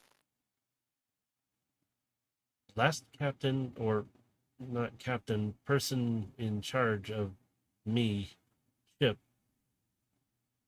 confused, was mean one called Sarge. Oh, you mean Sergeant Rat? I mean Blitz.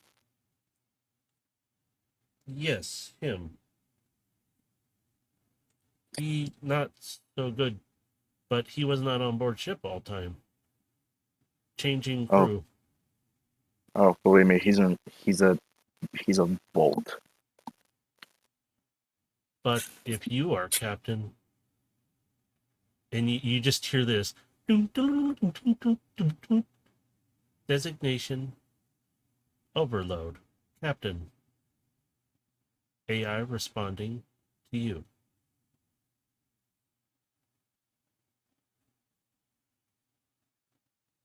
What do you Well, want us to do, Captain?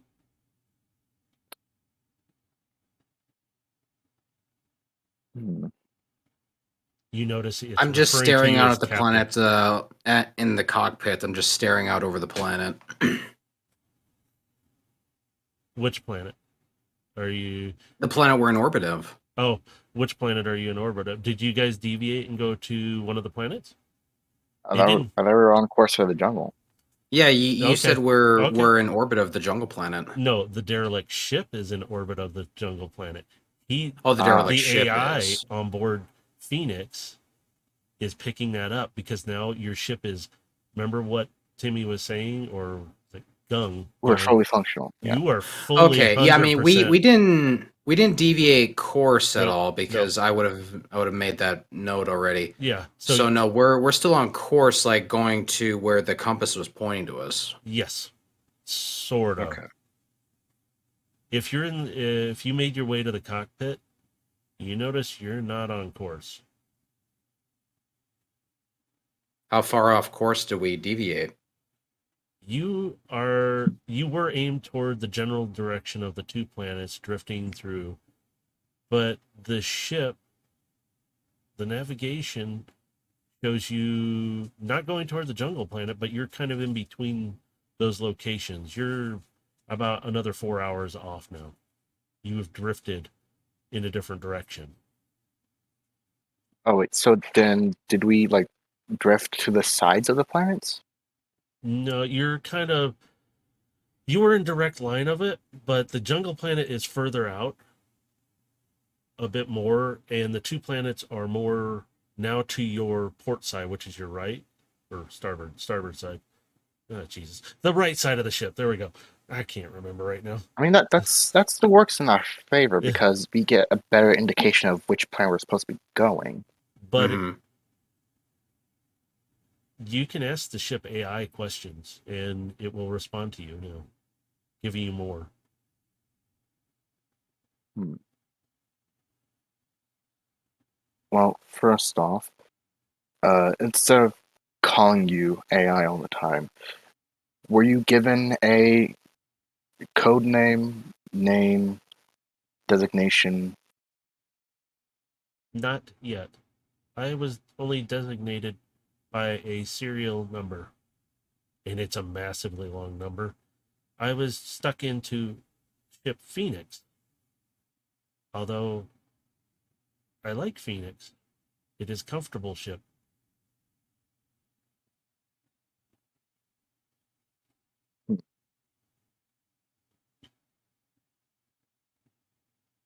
Could I be called Phoenix? I was going to suggest them. If you like the name, I can why not change. bear it? I will add that to my designation of names. You can call me. Then, Phoenix, are you also? That was the designation being input Yes, real fast. It just did. yeah. Well, Phoenix. Uh, with the map that we currently in hand of, to what planet is it signaling us to? If you're able Interesting. to interfactor it. I have never seen device such as this. And are you both up at the cockpit now? I I've been up at the cockpit. Okay. Are I would you? I would assume so. Yeah. Yeah, because the other three have the engine they're maintaining and they're cleaning up things. Because when the power shuts off, a lot of stuff flops and floats around a little bit. It's not completely no gravity. It's just there's a mess. So you can Yeah. hear them cleaning up the ship, picking things up. If you're both in the cockpit, interesting device. May I examine? See no problem with it. In the middle of the floor between you, a platform rises up.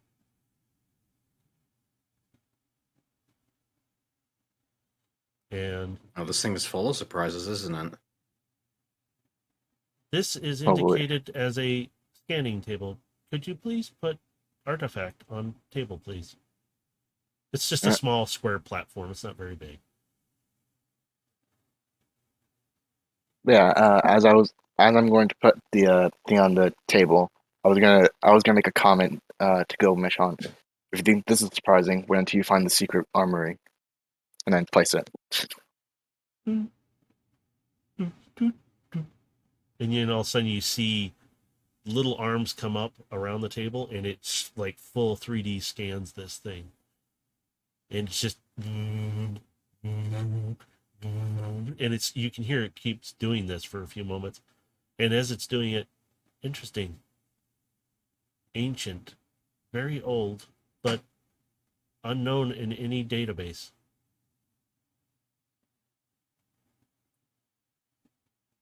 Figured And figure as much. as you say that, the three dots light up. Ding, ding, ding. And it goes. He's activating it. And he's watching it, and he's still scanning. You hear this as it goes a little faster scanning. Interesting. Coordinates estimated. Velocitron. Wait. Recalculating. Still Velocitron, but different location on surface. Wait, Is it moving? It's moving. indication. Signal lost for a moment. Wait, hang on. Confusion. It is moving. Very Yes, it is on fast. the move. Very fast movement. So we can either assume it's in a vehicle or it's on a vessel. Indication it was on surface, then went subterranean? And then Subterranean. not subterranean, but aerial. It's confusing. I understand, but not understand. And then the arms go down. You may have artifact Get the back last known coordinates of where they were located. inputted, and it shows up on the navigation. You'll see it I pinging. looked to overload. I think we need to investigate where it last dropped off. Agreed. Captain, Yep. derelict ship has weak ping coming from it. Showed up. It very weak. What Now kind it's of gone. ping? Like emergency beacon, but something is not right. It's not working properly.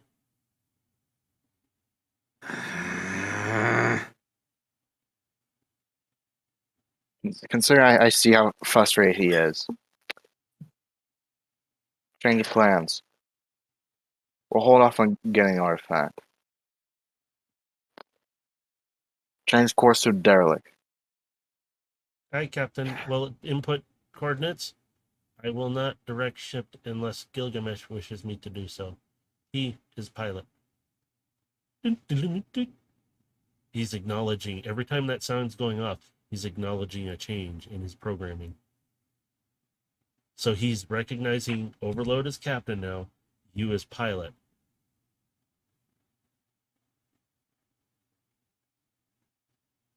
So you can both give commands, but Overload would be the one who would override everything. Unless he's not in the picture. I began to scan the derelict vessel for any other energy signatures. From the distance you guys are out, Phoenix, I gotta get used to calling him that now. Phoenix is trying to keep scanning. The only reason he picked it up is because you're drifting closer in that direction as well. Because you're in between, the distance is closing a bit more, so he's picking up a bit more.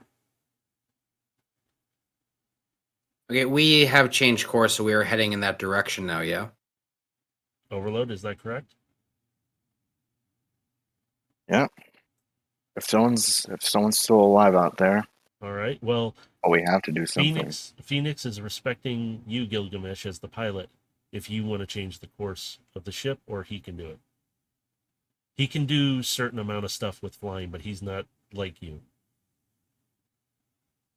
Oh yeah, we were changing course. We're going to the derelict. Okay. So you set course. You're only about like 2 hours from it now. Because you have been drifting for a bit, but you were supposed to be going to the one planet, and somehow now you're in between them. So, which is weird. But the gravity should mask our approach, though. So, I mean, if we are in between the two planets, I want to do the well, actually, no, we already know which planet to go to. Let me rephrase that. There's the two planets. One is Velocitron. You didn't ask about the other one because it's not where the artifact you're looking for is. And then more to your left, and since you have drifted off course somehow, you are going toward this jungle-type planet with this ship floating around. So you're on your way now toward Venom's Bite, which is in a very slow orbit right now of the planet. All right, let's get prepared to dock to the ship. Okay. I'm gonna speed you along and get you to the ship fast, since there's really nothing in So between. as we do that, I look to examine the battle damage on the derelict. So on what you thought was a derelict ship, it is still derelict. There's nothing going on, but Phoenix is still picking up that ping. And it's a bit stronger now that you're really close.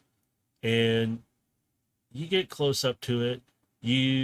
Phoenix turns on the outer lights right near where the cargo door is at the front. You see blast damage. Can I use the ship's cameras to get a closer view? Yes, and actually, are you both up there looking? I'm assuming you probably would be. But Mhm. okay, both of you do a perception check now. Okay. Alright. Yeah, I'll make it a perception on this one because there's a lot of perception. 15. Nice. Very nice. 16. You both look at each other and you realize that blast, two of them were from the inside out. They're near the engines on the ship. Which I don't think you can see that ship yet, but Implosion? well, it looks like something blew up from the inside out. You don't know what yet, but the cameras show the blast damage, but you can't see the inside of the ship. It's just near the engines, one on each side. Kind of near their engine ports and everything. So you do notice the ship is not really damaged anywhere else too much. It's just mainly there. And then one spot where it looks like it was either shot into, like somebody tried to get in and it blew a hole in the side. And that's about the only entry point you can really see right now, other than the back where Gilgamesh would know this ship on the inside is the entrance to the ship is at the back end of it. It's a ramp that would open up.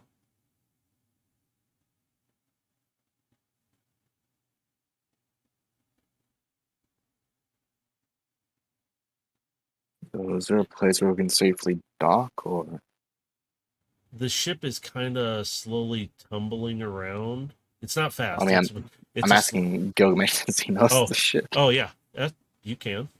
Do we have any anchors that could help us right the ship, or at least like slow its momentum? You could slow it down. Well, I mean, like anchors, so like we can like safely like dock to the ship. I'll say with your perception, you could dock to the back end where the ramp is as well, because there is a like an airlock back there as well. So if you leave the ramp up, it becomes an airlock all the way straight to the back. You could technically connect onto it, so you'd have to have a very dexterous flight to connect up to it, and you could stop it from spinning in space. It's not spinning fast. Again, it's very slow. Okay, so you want me to roll dexterity for it?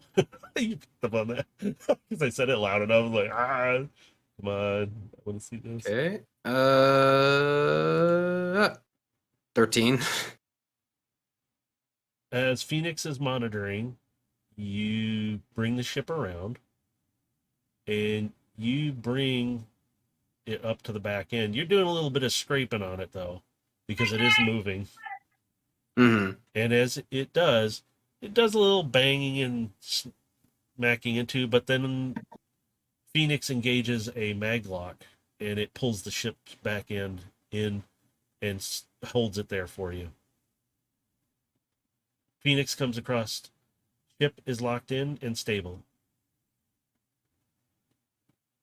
All right, I let my hands off controls and just kind of sit back, like, all right. I will maintain ship in place. So he's literally holding the ship there. He's very minimal on flight. So I just say to Phoenix as we start to depart, keep an eye out for any ships that might be entering orbit. Yes, sir.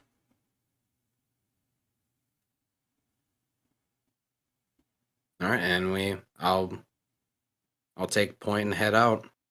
So you make your way down to the cargo bay because to access another ship, you have to go through your front cargo bay, which you have the door there that's separating the ramp and everything. Can I tell if the ship is pressurized at all?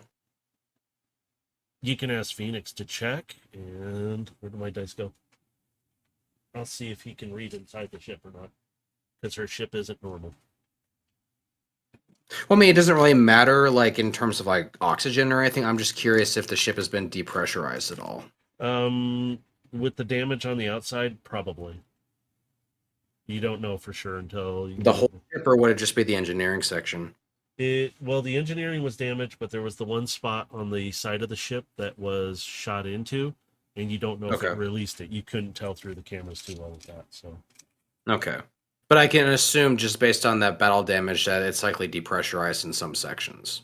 yes, and Okay. also your transformers, so there might not be any pressure in there, unless she had a living creature in. That's about the only Yeah, thing. no, it was more for a curious sake. No, that's all right. Okay, so what do you want to do next? You're standing at the airlock door. Her ship is not powered. So all that's going off is that beacon that's inside that's very weak right now. I'm gonna make my way to the bridge.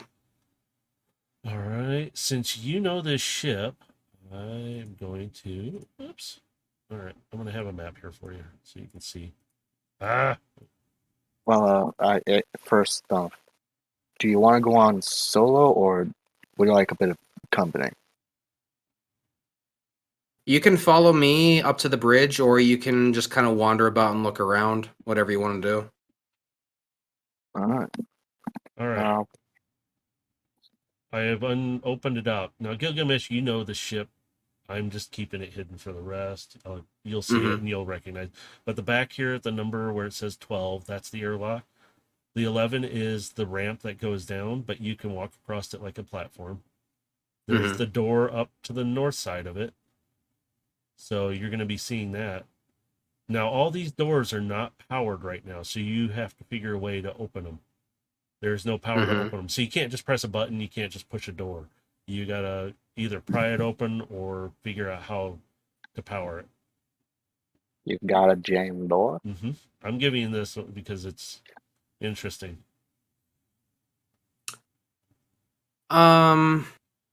Would I know if they're going to be magnetically sealed at all for airlock reasons? You would know her ship because you've been in it extensively because you were being trained by her constantly. Mm-hmm. You know the ship top to bottom that he does have mag locks on the doors. But whether they're engaged or not right now, you're not too sure because you can't tell.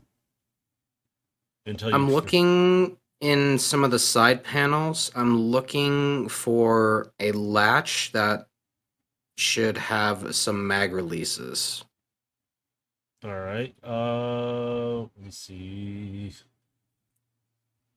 Let's roll for. I was thinking of something. I might not even have you roll for it. I'd say the perception or investigation. Oh, let's do investigation. That's the one I was thinking of. Not perception. Okay. You already know this ship, so you don't know. You're just trying to. So would I get advantage on the roll then? Yeah. Okay. Definitely because of that. And I need it 15. Yeah, I'm gonna give it to you because of that. Because I'm like, but also you do know this ship. Now, if Overload did it, he'd be kind of screwed. So you look down the sides of the door and you find it's all the same looking, but you know the ship. You tap on one of the panels just below where the button is, and you feel it move. You pull it open, and you're like, you can reach in. You reach kind of up behind the panel and over, and you feel like a little lever, and you pull it with your finger, and you hear this, ching, and you let go. You can put the panel back, and the door, you can see it popped open a little bit. enough to get your hands Okay. in, so it doesn't slide open. Yep. So I'll just kind of put my fingers in between the doors, and I'll just kind of like pull the door open from here. And you hear as you look in, you will see some cargo right there, and you're going to see a little further around, so on each side, because you're going to be able, the ship still again. It's one of those. So you see around in this circular area where cargo is stored at. Mm-hmm. Nothing's out of the place really, but you see a little bit of stuff tossed around, like it's been shifted. It's not broken or anything. It's just like things were tossed a little bit because of possibly the explosions. Mm-hmm. So you just got to be careful walking through. That's really it. There's nothing really there of importance. So I just kind of carefully maneuver around the debris and continue my way onto the bridge. All right. And as you do, because there is no more, and then I want to uncover this. This is an access hatch. The number 8 is like up and down. So there is a port to go through there. It's mostly for when you're landed or need an emergency run. So you're making your way to the bridge. Oops, I'm going to open that up just a little more. Let's do this. Yeah, that's good enough. So as you make your way to the bridge, you find another door. Smaller, but this one's not closed. It's open.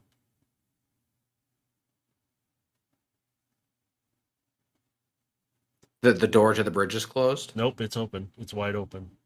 It's wide open? Okay. I just kind of like peek in slowly as I make my way inside. You see it, the 2 seats. You remember sitting in the co-pilot seat, learning how to fly the ship. You see it's covered in a little bit of dust, like it's been here floating around for a while. No power through the consoles, no nothing. Just sitting there floating. Nothing happening. I just kind of rest my hand on that chair for a moment in memory. As you do. And then... Oh, sorry, go ahead. No. As you do, you get a flashback of when you were flying the ship. She was letting you fly the ship through an asteroid field. And she had her feet back, or her seat back, and her feet up on the console. And she had you fly through this asteroid field to get to another location.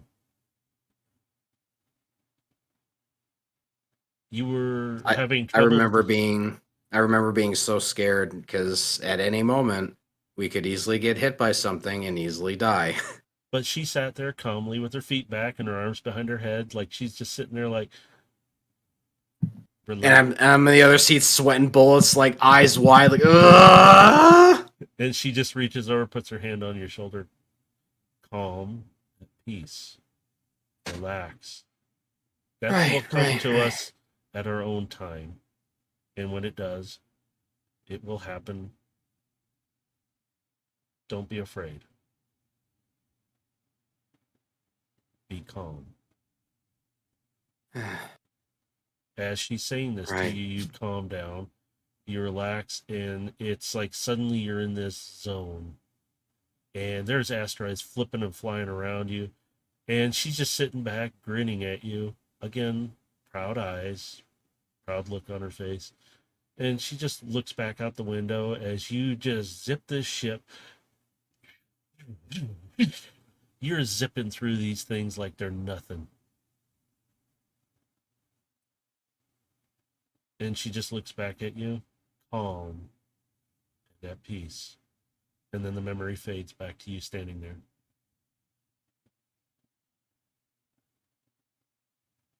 My eyes just kind of dart around a little bit. I reach down across the chair and I begin to tap buttons on the panel. Nothing happens. It's dead power. You'd have to power the ship somehow to get something out of it.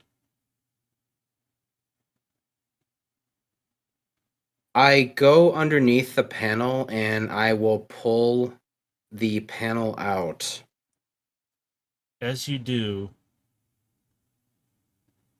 a little tablet falls onto you. I pick up the tablet. It has power. I tap the tablet. And the first thing that comes on, you see your master's face.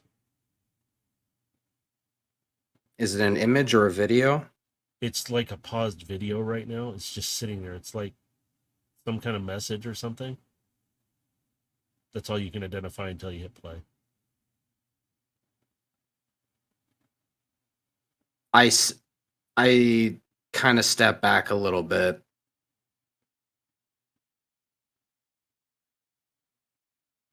I'm angry because I already feel like I know what this is. And I hit play. Staticky image comes on again, and you see her huffing and puffing. Sabotaged on my ship. Somebody sabotaged my ship. She's getting angry. She slams her hand on the console. You look down where that was, and you see the smashed part. For her to get that angry to smash her own console. Somebody sabotaged my ship. She's calmed back down a bit. But there's something else. There's a ship coming here now. I was sent to retreat, and it breaks up again. Item. And it comes back again, finally. Gilgamesh, if you find this, I don't know if I'm going to be alive or not. But I got to get out of here.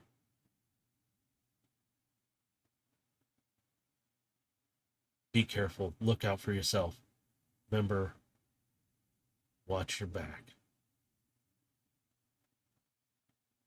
And she kind of, you can hear, she didn't even hit really stop until she shoved you could see her shoving the tablet up behind.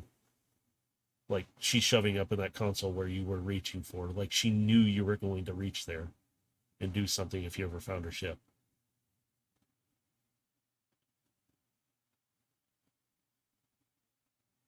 I take the tablet and I will put it into my inventory.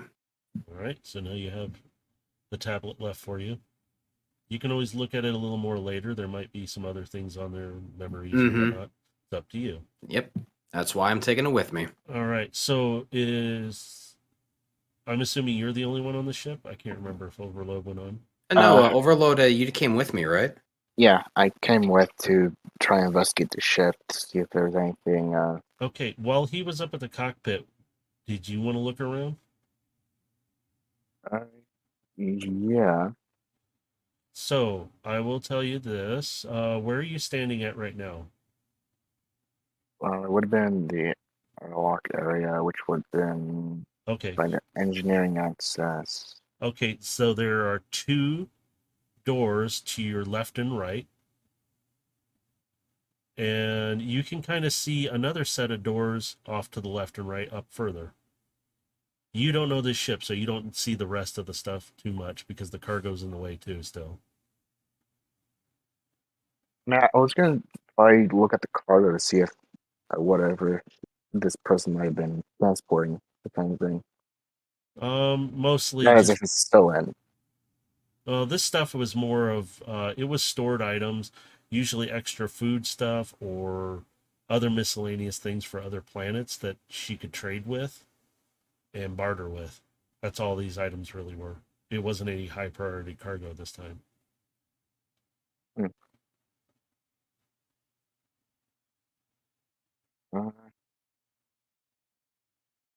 I guess. Well, yeah. I guess I can check if this ship has an infirmary. See if there was anything possibly left behind. Well, which way do you want to head on it? Because you can go around the left or right. Let's go to the right. All right. As you come around, you see that one door that's to the right there. And then you can see this open area. And it looks like a medical area. Has a few beds in it and a monitoring console.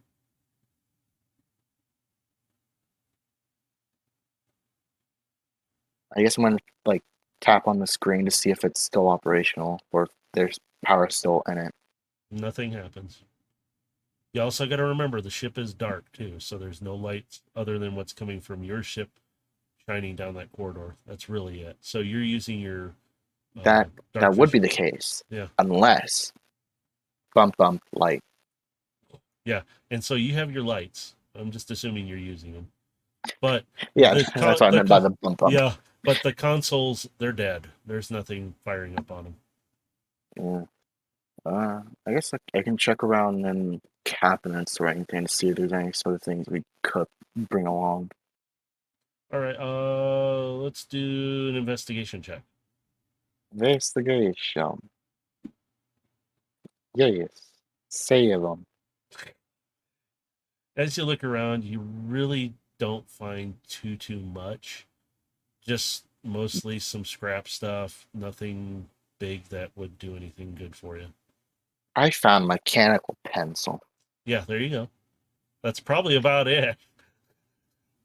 What's this thing? Click, click, click, click. But really, there's nothing in there. It's just mostly dust, and that's it.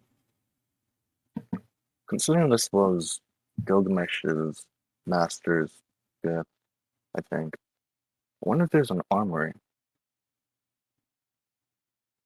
I guess I'm gonna try and see if I can find like an armory or something that has weapons. All right. So where do you want to go to next? Because where you're standing, you see all the doors around in here. I guess I'd continue. Because if you come out of the Continue infirmary, there's a outside. door to the left, and then to the right is where the access to the bridge is. That's where Gilgamesh is.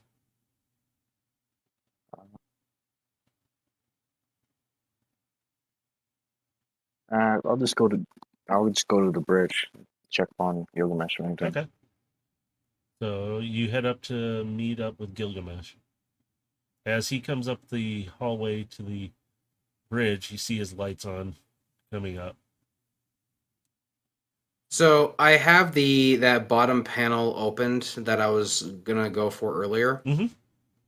And I'm basically gonna put raw energon into it, and I'm going to power the console specifically. Okay, so it's a bit of a trick because I'm dumping raw energy into it, but it should give the console some power and at least give us some information.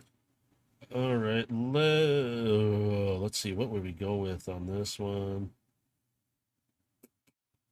I mean, this is more of electronic tools, but I have thieves tools, so I could be able to like snip wires and reroute certain things. Yeah, I'm just trying to think. What would you roll for that one? I mean, I could roll thieves tools. Yeah, do that. I'd say do it. Okay. Because you're literally hot wiring.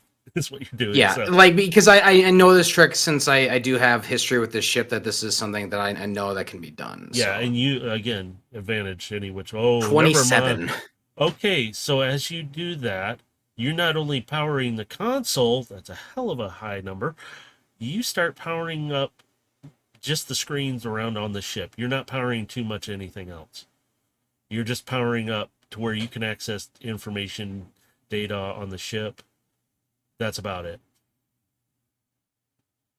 So yeah, like as I'm working on this, there's a little bit of a spark, and then you just hear the panels come back online. Now you got to remember the beacon is still firing off.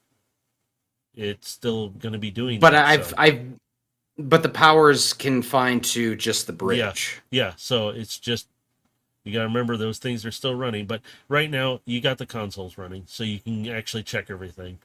It actually is, everything's fully almost running except for access to controlling the ship. I immediately try to access the sensor logs and try to decipher what exactly went off in engineering. All right. As you do, you see on there,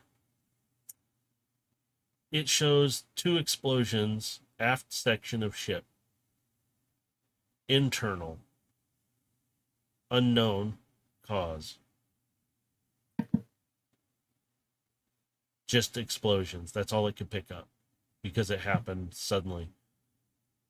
Checking passenger manifest to see who was all on board.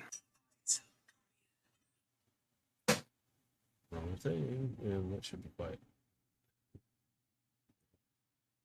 You see that it's only your master, Widow, that was on board. The last other passengers were just a few people she transported. You see in her log that she goes, a couple of them are questionable, don't trust them, keeping ship doors all locked and monitoring positions of them at all times.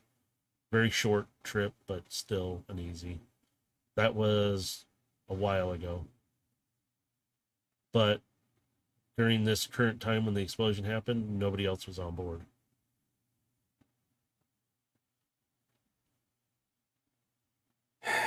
So someone laid a bomb inside of her ship. As the thing goes, you can see logs and stuff. She did have certain cargo brought on that she delivered. Nothing big there. So it was really just any moment where she was landed, somebody might have put something on her ship or in her ship. You don't know. You just know that the sensors are reading that. As I read all this information, I begin to download whatever available data I can pull from the drives. So as you do this, you hear the system just downloading. I continue to sift through the information, checking cargo manifests just to see if she logged what the cargo was specifically, because she was very meticulous about the way she handled cargo. You noticed on the manifest for cargo, that last cargo shipment, something was a little amiss, and you don't know why she didn't notice it. One of the cargo containers suddenly became lighter. By how much? About 2 pounds. It was a 10-pound cargo container. Not big. Didn't have a lot in it, really. But suddenly it became about 2 pounds lighter. Stowaway. So that's how they got on board. They snuck in, planted explosives. Can I check any movement in the cargo bay in the last hour prior to the explosion? With the current setup right now, you can read what was last read, which would have been in an interval time. You can have it try and see if it picked up any movement. Let's give it a shot. Since you're proficient in this area, I'm going to do this. I want you to roll for a perception check. Okay. On this one. Because you're the one reading the data. You're trying to see what's going through it. Perception. Okay. Yeah. 16. All right, that's good. You see in like a radar image of the ship. Because remember, she said she was keeping track of where they were at positioned in the ship. Mm-hmm. You see on the ship's outline from one of the cargo containers, 2 objects moved out. And you can see one went through the one door, one went through the other door, setting off the sensors to indicate something moved. And you can see about where the explosions are on the ship. You're comparing them and you're going, those were explosions. Those are what exploded. You could see where those dots went to disappeared, like they stopped moving.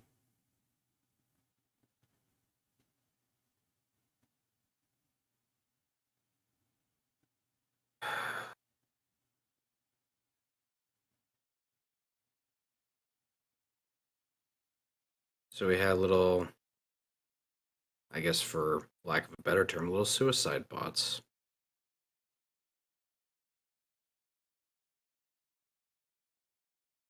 Is there any noticeable markings on the case that they came out of? Anything that would be recognizable? You'd have to go back to the cargo and look yourself. The ship's board Okay. sensors would only read certain stuff, wouldn't be able to indicate too much of that. I make a call to Phoenix. Everything okay on sensors? So far, everything is clear. Keep an eye on the poles of the planet. I have a feeling something might be hiding. Yes, sir. There's a lot of life forms down there. Kind of hard to tell which is which. I'm more concerned about what's coming in orbit right now. Keep an eye to the skies. Aye, sir. I make my way down to the cargo bay. All right. And you, Overload, are you following him? Yeah. Okay. So you're both down there. Why don't you both make a perception check Okay. Okay. and see if we can tag team? Okie dokie, Oh, never natural mind. 20. Never mind. He's got it. He's good. Okay. You see, Jesus, rolling high enough. You see that. Hey, don't complain. I'm not. I'm happy you are because it's. You see down. Well, if you're coming down, it would have been to the left of the airlock ramp doors. You see a container over there because you're walking around looking. You see one of the containers. The latches are open on it. At least one of the latches. You notice a few scrape marks on it. I approach the box closer, just trying to peek in and see what's inside, but keeping a distance still. All right. What would you like to Do do? you want me to roll again? No, you guys still got to. As you get closer to it, you see it's not latched fully though. Just one of the latches, and in the way it's turned, you wouldn't have noticed it in the first time coming through the hatch in the doors, because the way it's turned. It was just like set there, all by itself, just between some other crates and stuff. There's no noticeable signs on it, except for what looks like a Decepticon symbol stamped on top but worn down.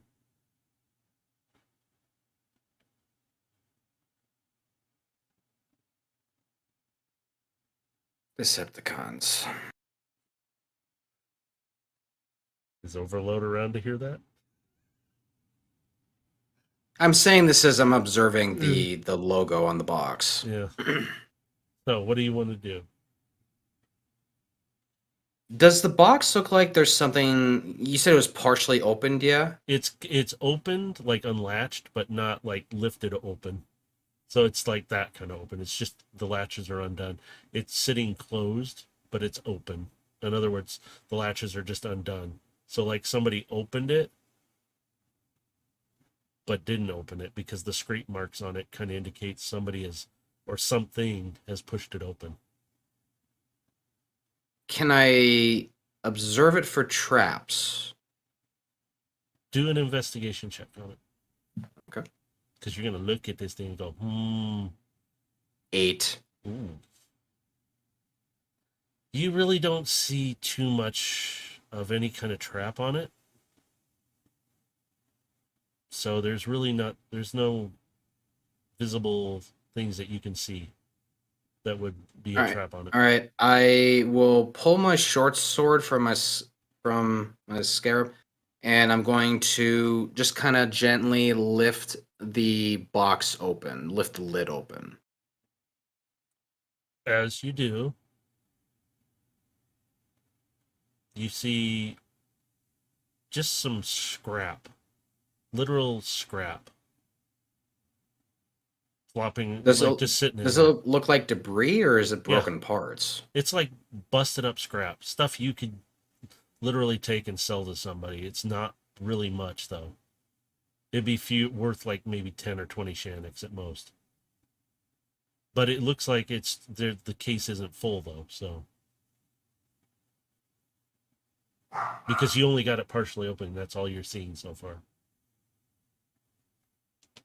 I think our little stowaway hid in this.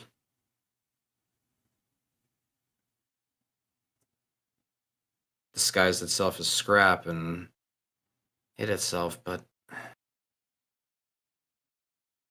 still odd. Why would she be delivering scrap to anyone? It's menial work. This is beneath her. But then you flash back to the manifest. He was delivering some goods.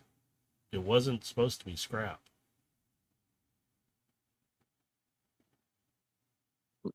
It was more of like medical supplies and other materials that they needed. It could have been some form of cover. Cover for something. Now- Most likely. Running these kind of merchant jobs isn't something she's really known to do. Well, I mean, considering your group, I mean, if I was in her shoes, if I wanted to hide something valuable or something that would threaten someone, you would want to be discreet and cover with something that's less threatening. Yeah? That's why I think she's gone into hiding.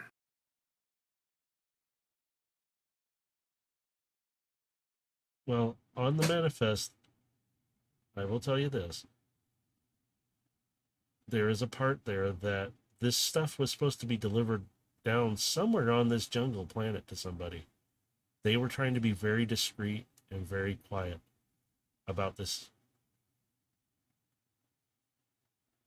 That's all you got. That's as much. You don't really have a full-on coordinate. You just know there was a landing spot, and they were supposed to meet you there, or her there. Excuse me. That's all you've got. So you are sitting there looking at this case, and it's just got scrap in there. But there was some other things in there. 2 things that walked off to each side of the ship. You still got the rest of the ship to check out too, so don't forget that. Mm-hmm. Let's check out the crew quarters. All right, that will be. Whoops, I gotta reveal. Oops, if I can get the thing to work right. Let's cut here and oops. And I'm just gonna cut into here. There you go. Crew quarters were off to the left side of the ship. Okay. So you get there, the door is kind of already open. It's like halfway. I kind of like just pull the door the rest of the way open. As you look in, you see multiple beds. And there's other screens there for people to interact with. Pretty much it's just a sleeping and they can sit there and read or whatever area. Really, that's what it is. But there's nobody in there. You remember this area is where you would see individuals that you and Widow would be transporting, and she would ask you to keep an eye on them. So you would watch from your quarters through the door cracked at times to keep an eye on them. Even though the ship has sensors, she wanted eyes on somebody or on these people that she would transport. Mm-hmm. So really, there's nothing in there. You can do like a perception check to see, but there really isn't anything. I'll tell you that. All right, so just kind of peeking in there, see if there's anything in there. Mm-hmm. What other doors do we have available here? Okay, to the right of the passenger area is another door, and then there's another door that is right next to where the bridge, you go up to the bridge. Well, with my knowledge of the ship, do I know what these rooms are and Yeah, like what everything is? that's what I was going to tell you. The door Yeah. right next to the bridge, that you know is widow's quarters, your master's. Okay. The other door is the escape pod. Is the escape pod in its place? I don't know. Are you going to open the door and find out? Can I peek through the window and take a look and see if it's in there? Yes. I want to peek through the window. I'm All not right. opening the door. You won't need perception for this. This one, you can see it. It's gone. She jettisoned out. The one thing that's not logged in her thing is her jettisoning. She's kicked out the bloody pod. There we go. And took off, possibly in it. Because she didn't want people knowing if she left the ship right away. You know your master's ways. She taught you. Mm-hmm. So you know, oops. I'm going to uncover this. And there we go. There we go. So you can see it better. Keep forgetting fog of war. Or fog. But you see... Fog of war. Yeah, it is a war. But that capsule is gone. Okay. You don't know when it was fired off, though, or where it went to. The ship's logs don't have any info on it? She purposely left that untraceable so that nobody would find her easily if she did jettison her ship. And you know for a fact, as her student, she did not want to give up her ship that easily. Mm-hmm. This is her baby. It's her home, her baby. That's what she strived. This ship actually has some armaments on it, too. So her ship was designed to at least take a fight, too. That's why they attacked from the inside, is because they knew they couldn't beat her on the outside. Now, do you want to check her quarters, or... Yeah, let's go ahead and check her quarters. You notice the door is not open, but cracked open a bit. Like, I just kind of slip my fingers through the crack and I will pull the door open. as you do, you hear click. Oh, shit. I jump backwards. I need you to make a, let's see, let's do, it would be dexterity because you're going to try and maneuver out of the way of this. Wouldn't it be acrobatics if I'm trying to jump backwards out of the way? Sorry, yes. Yeah, thank you. yeah. Oh, wait, what happened? I think I just set off a trap. Overload. So I'm jumping backwards to avoid whatever. Okay. Oh, shit. 10. Okay, where's Overload in this too? Where are you standing at Overload? I probably would have been behind him, if anything, in which, if a Okay. trap triggered. So I'm jumping backwards into you? Yeah, Well, pretty much. actually, no. I guess it would technically be side by side, but I mean, because if Well- anything, what I was gonna do was sacrifice myself. Well, I'll tell you. Okay, I'll leave it at this. You don't have to roll. There's Well, no, I'm saying I'm gonna take the damage well, you for Gilgamesh. well, as he pulls the door, you hear this clink, and an explosion happens. Gilgamesh tries to jump out of the way,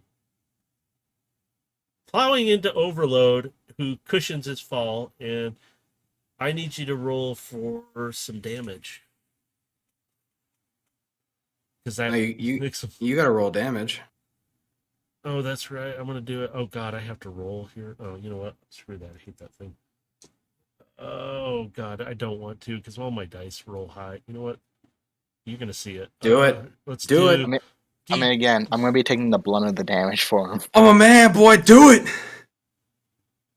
3. I'm just gonna do a straight D20 for this. That's it. 3.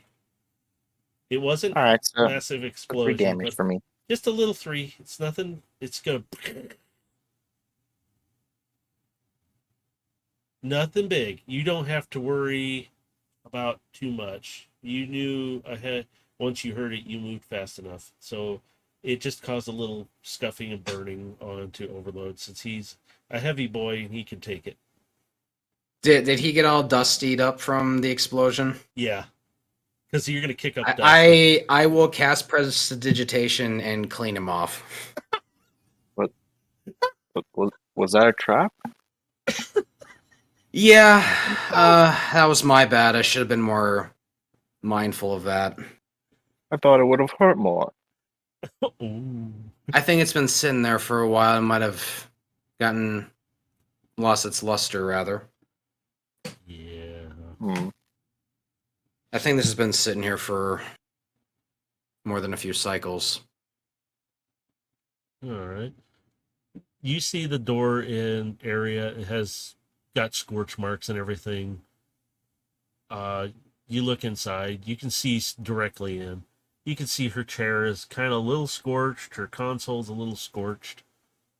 But her bed area, where her recharge bed, is not really touched because it was far enough back. The explosion wasn't very big.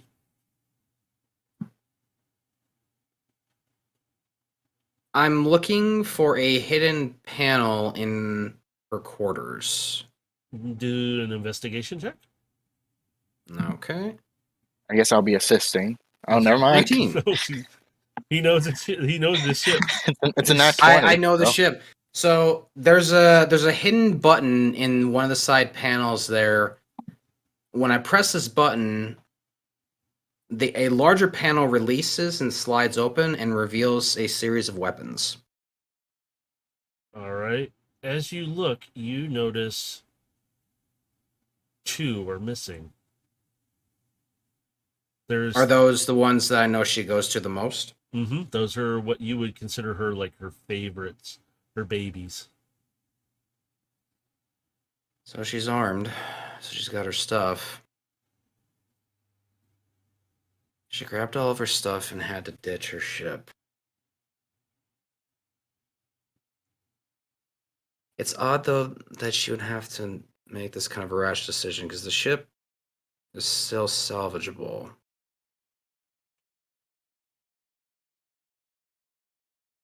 Someone had to scare her off. Something big. Bigger than me? Perhaps not in stature, but more in power.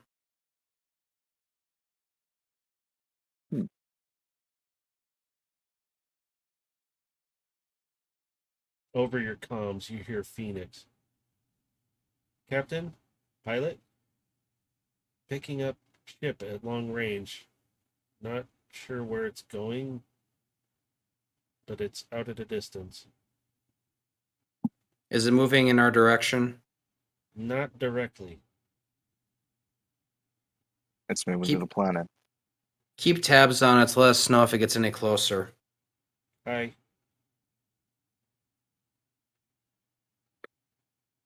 Sounds like to me we possibly found a search party.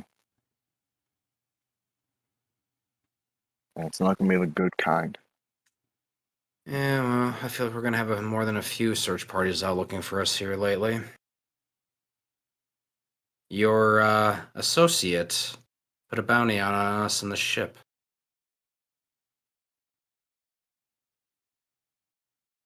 How much was I?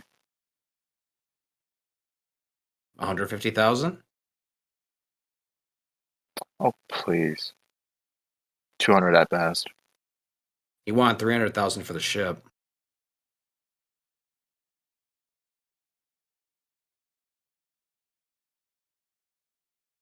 That would be out of its price range.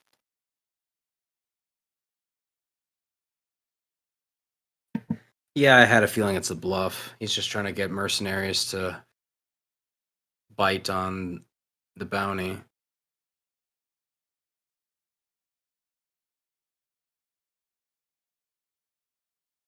Tell me, does he mostly work with Decepticons, or is he a roguish type?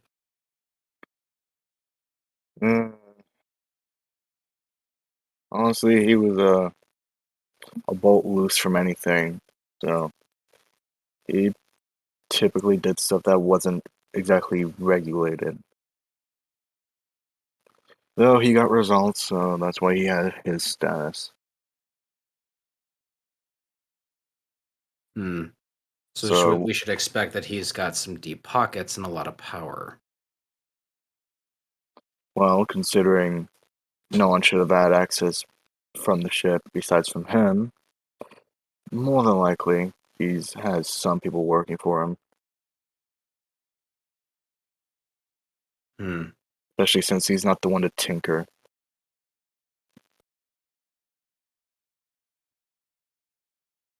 Well, while they search aimlessly for us, let's keep figuring out the rest of this. Is there anything else in the ship that we haven't checked yet? Any rooms that I'll be aware of that we should investigate? Your quarters and the engine rooms. There are two Uh, engine rooms, so they're separate. I will go check my quarters. All right. From your master's quarters, you head directly over past the infirmary to your quarters, which are right there, number 7.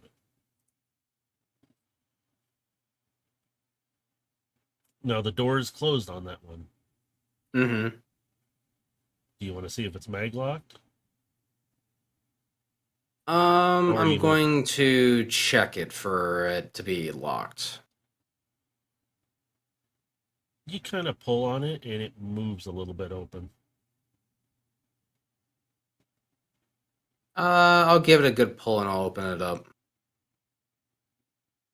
As you pull, ting! I turn the corner and I put my back to the wall. But nothing happens. I slowly will peek around the corner and peer into the room.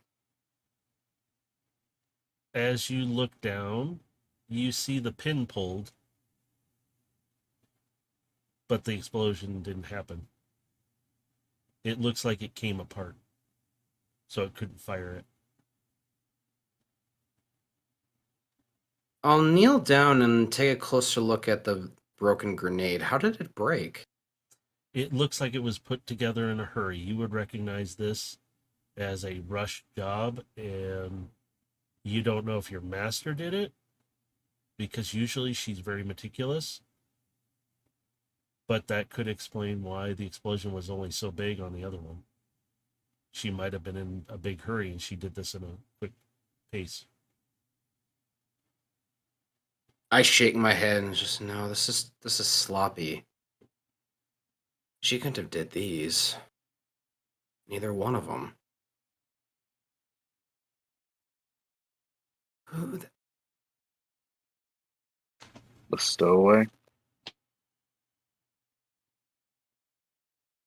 Someone she didn't want on the books. I go into my room and I look around. Has anyone stayed in this room outside of myself? With all the dust, you see that really nobody's been in. It would be like the entire ship looks like it's been sitting empty for quite a while. You don't really see any movement of anything. It looks like whatever just passed over your room. It looked in, like somebody probably looked in, but didn't, like, oh, it's just a room and left. You could see like posters you had and pictures of other things, weapons, a couple catalogs of weapons.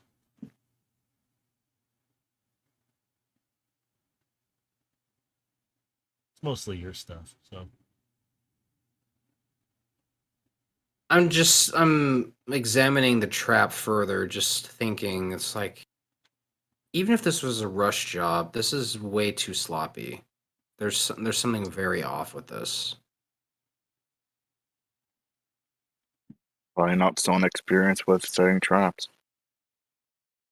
She taught me how to set traps. This is the work of this is more than Faker. amateur. This is beginner level. You know, I'm holding the busted grenade that failed to go off in my hand. This is beginner level work. This is not even amateur level. And I just like kind of toss it to the side. It lands on the one bug closest to you. She had to have someone with her, someone who was desperate, in a hurry. Only one escape pod jettisoned. Hmm. Something's still not adding up here. I start to make my way. Was it to the infirmary or the engineering room? The other one we haven't checked yet. You have 2 engineering rooms. One is closest to your room. You would always hear the engines humming, and it was kind of Let like me a nice go lull. check that room first. All right. As you get down here to the room, you see the door is closed, but you know it's not locked because you can see it. Oops. I'm going to try to investigate it for traps. All right. Do an investigation on it. Alrighty. Hi. Oh, nice. There are 17. no traps. You don't see any trips, no traps, no wires, no lasers, no nothing. All right, I will force open the doors. And you hear that as the door releases and opens up. Now, is this the engine room that has the explosion damage to it, or no? This is one side. This ship has 2 engine rooms, one on each side of the ship. Okay, so both engine rooms have damage to them. Yep. It's Okay. indicate that's why there was 2 dots on that radar image that showed them going to each side of the ship. Okay. So let's see. What would you like to do here since you're standing at the door right now? I'm going to step into the engine room, and firstly, I'm going to immediately look at the engine. How badly damaged is it? It's damaged enough that she couldn't fix it on her own. She could have probably fixed one engine if she had time to. The ship can operate on one ship getting through until you get to a repair bay or be able to repair the other one. So it looks like she just left the ship in a hurry. She didn't have time to fix it.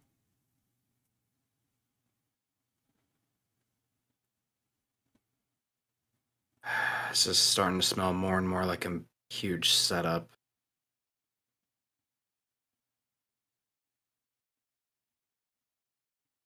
Is there any...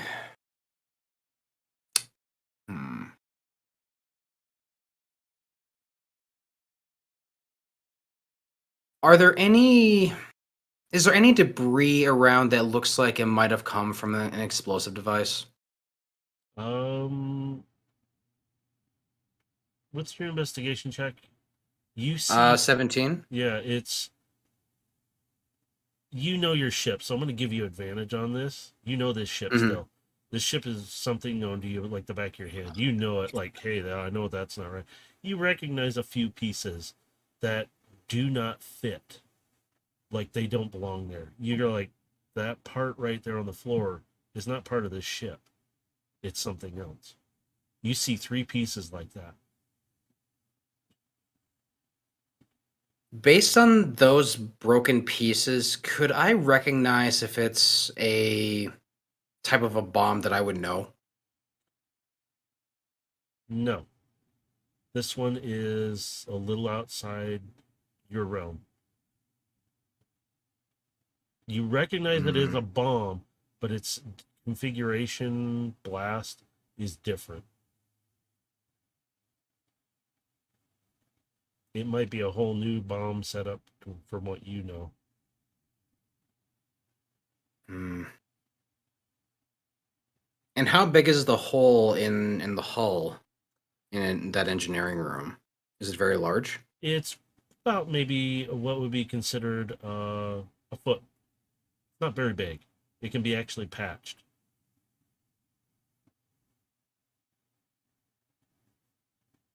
It's enough to disable it and cause enough damage for a few hours repair.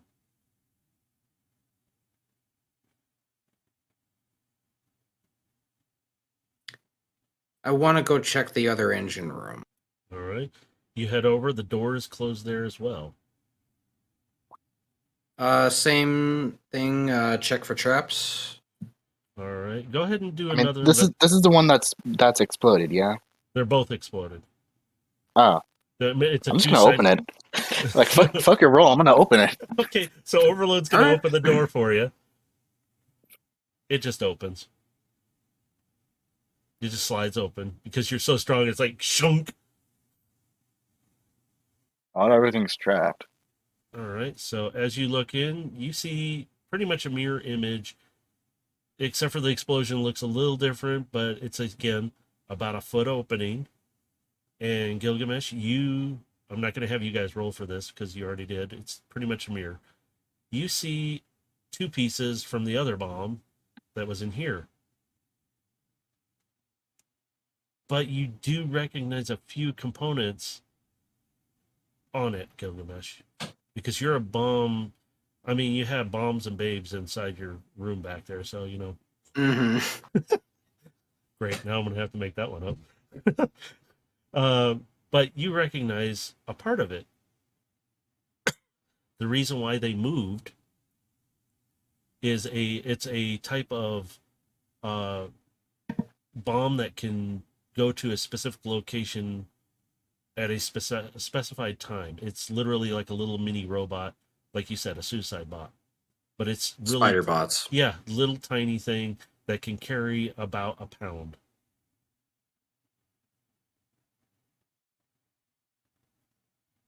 And that's what crawled. But a pound of energon is would make a much larger explosion. So this is something. But you don't recognize the rest of it.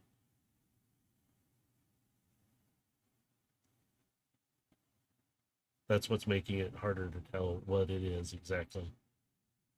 I'm just studying the components and looking back at the whole, just trying to judge how much energy it's going to take to create a hole of this size. It can't be more than, I mean, what, a few grams of energon or something this size? It's not even. And I'm just like looking closer at the hole. It's not even a foot wide.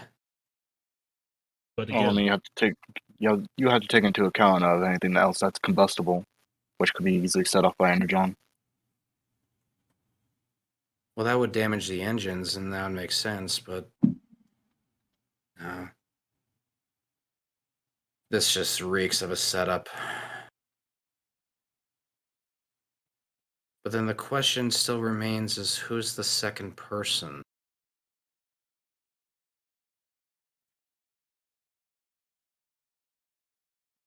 Maybe, well, probably not a stowaway, but possibly someone she was trying to help.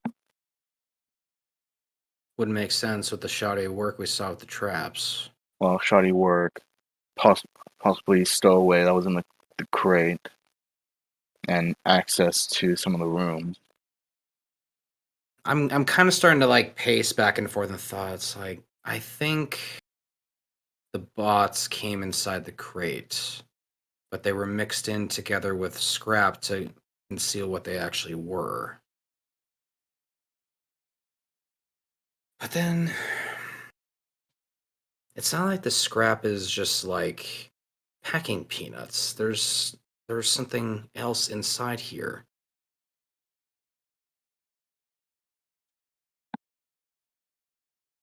Captain, ship's AI is calling for you. That ship is deviated a little more toward our direction.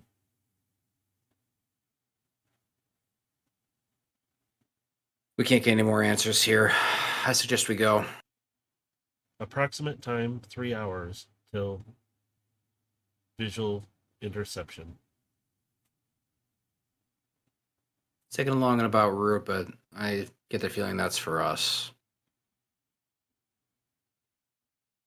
Well, I guess we're going planet side. Well, what do you want to do? Do you want to leave this ship for scrap or repair it enough to get it functioning? We don't really have the time to get it fully repaired to get it functioning again. Let's gather what scrap we can just gather up, and let's just get back to the ship, I'd say. Well, I couldn't find any medical, so hopefully there's weapons on board. I will tell you this, since Gilgamesh knows this ship, you know that this ship can autopilot itself to a specified location if it has power and hide itself there. It's not AI, it's just a pre-programmed route that it takes. So if you wanted to, How long would it take to get it back to minimum power? both engines, I would say 3 hours. One engine, I'd say an hour and a half. That's under crunch time. Remember, you have 3 little bots that can help you. I was just going to ask, if we got our little bot friends on the Phoenix, if we got them over here to assist, could it go faster? Yes. I want to call our little buddies over and I want them to assist in repairing the engines. And we're going to get the ship up to minimum power. All right. And as they get over there, they start working on, let's say, the starboard, the right side of the ship. Let's go for the right engine. So while they're working on this, I turned to overload. So here's the plan. We're going to get the ship up and running, and we're going to put it up into the North Pole. The magnetic interference up there should mask the ship, and it should be able to hide from sensors. This will at least give us some time to take the ship and possibly salvage it at some point. But for now, we can at least put it into hiding.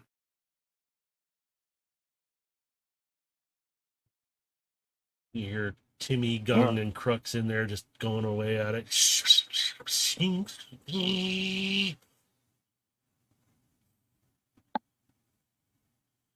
And then I'll speed it along. They finish with the one side, and suddenly the lights on the ship come up. Everything starts to power on. You hear the one engine coming to life, whirring up and getting ready. Doesn't sound the greatest, but it's enough to get it moving.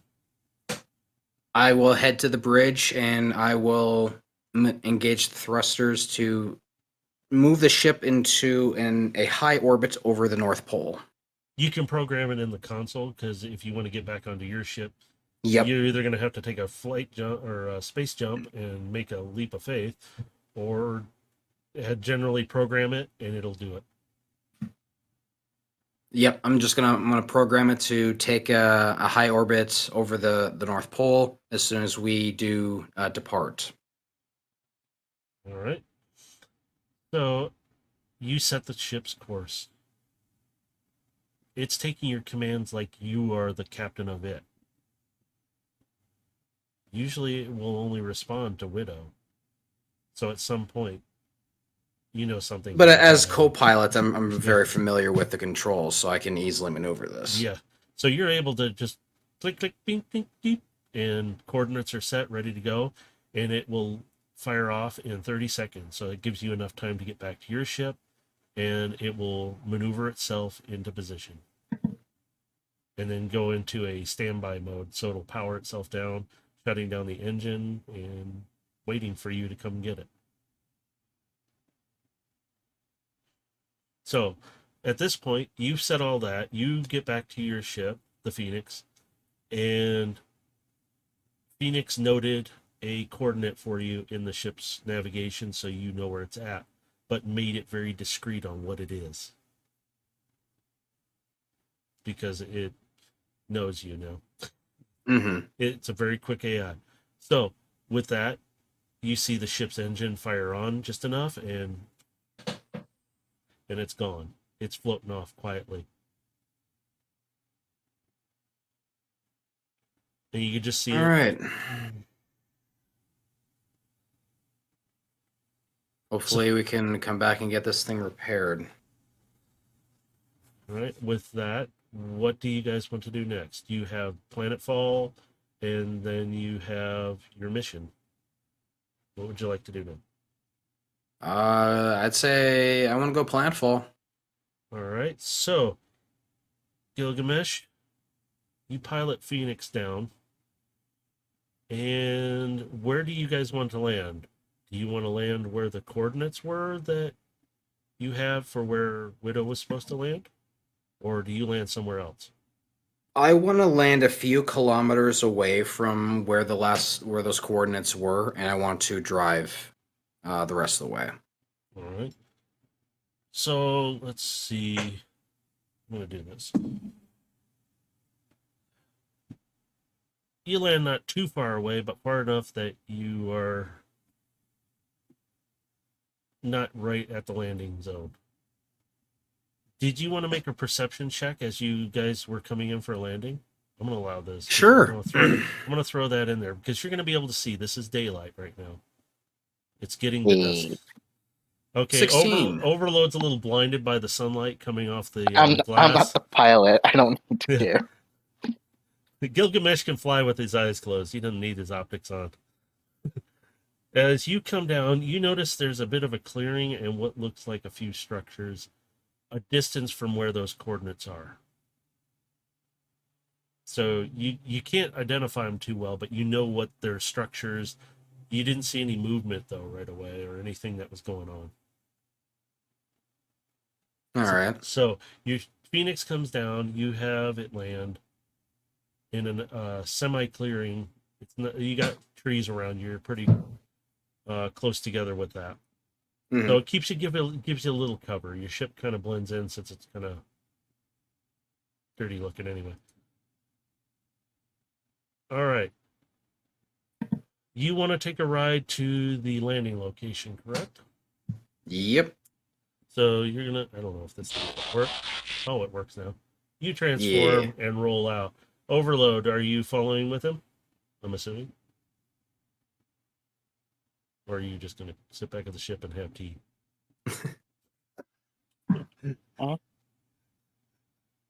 You rolling with, or are you staying back? Oh, I mean, yeah. Okay. So there, I'll throw one in for him just for the hell of it. I love having that sound. Okay, so as you both roll up to the landing site, are you rolling out into the open a bit, or are you staying near cover right now? I'm gonna transform back into bot mode, and I'm going to approach quietly and take cover. All I mean, right. I should relatively blend in, so I I was should be gonna say- fine. Yeah, like you're more camouflaged than I am when it comes to these kinds of colors. right now. So as long as I stand still, I should be fine. Yeah, you literally are blending in, so you have an advantage right now. Just if you're transforming to bot mode, you're blending in, even though you're big. You're in this camouflage environment, so you're kind of hidden. Gilgamesh, he's using the shadows, so he can stay hidden that way. So he has his advantage as well. So, let's see. Let's do a perception check for this area for you. Lots of Okay. perception, because you're going to be seeing a lot. 16. Oh, Overload 11. has a little more on you than this. So Overload looks around. He doesn't really see anything. It's just an open field area.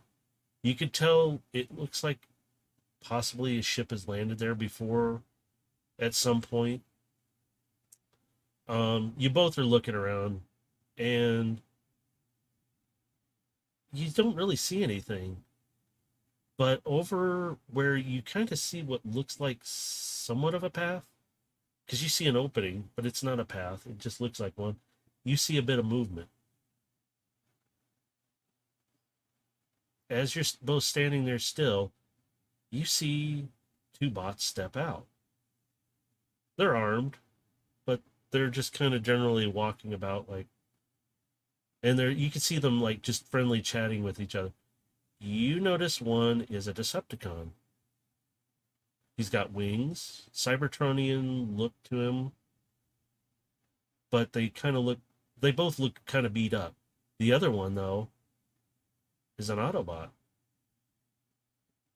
And you can tell, again, they're both kind of beat up. The Autobot looks more like a hover vehicle of some sort when it transforms.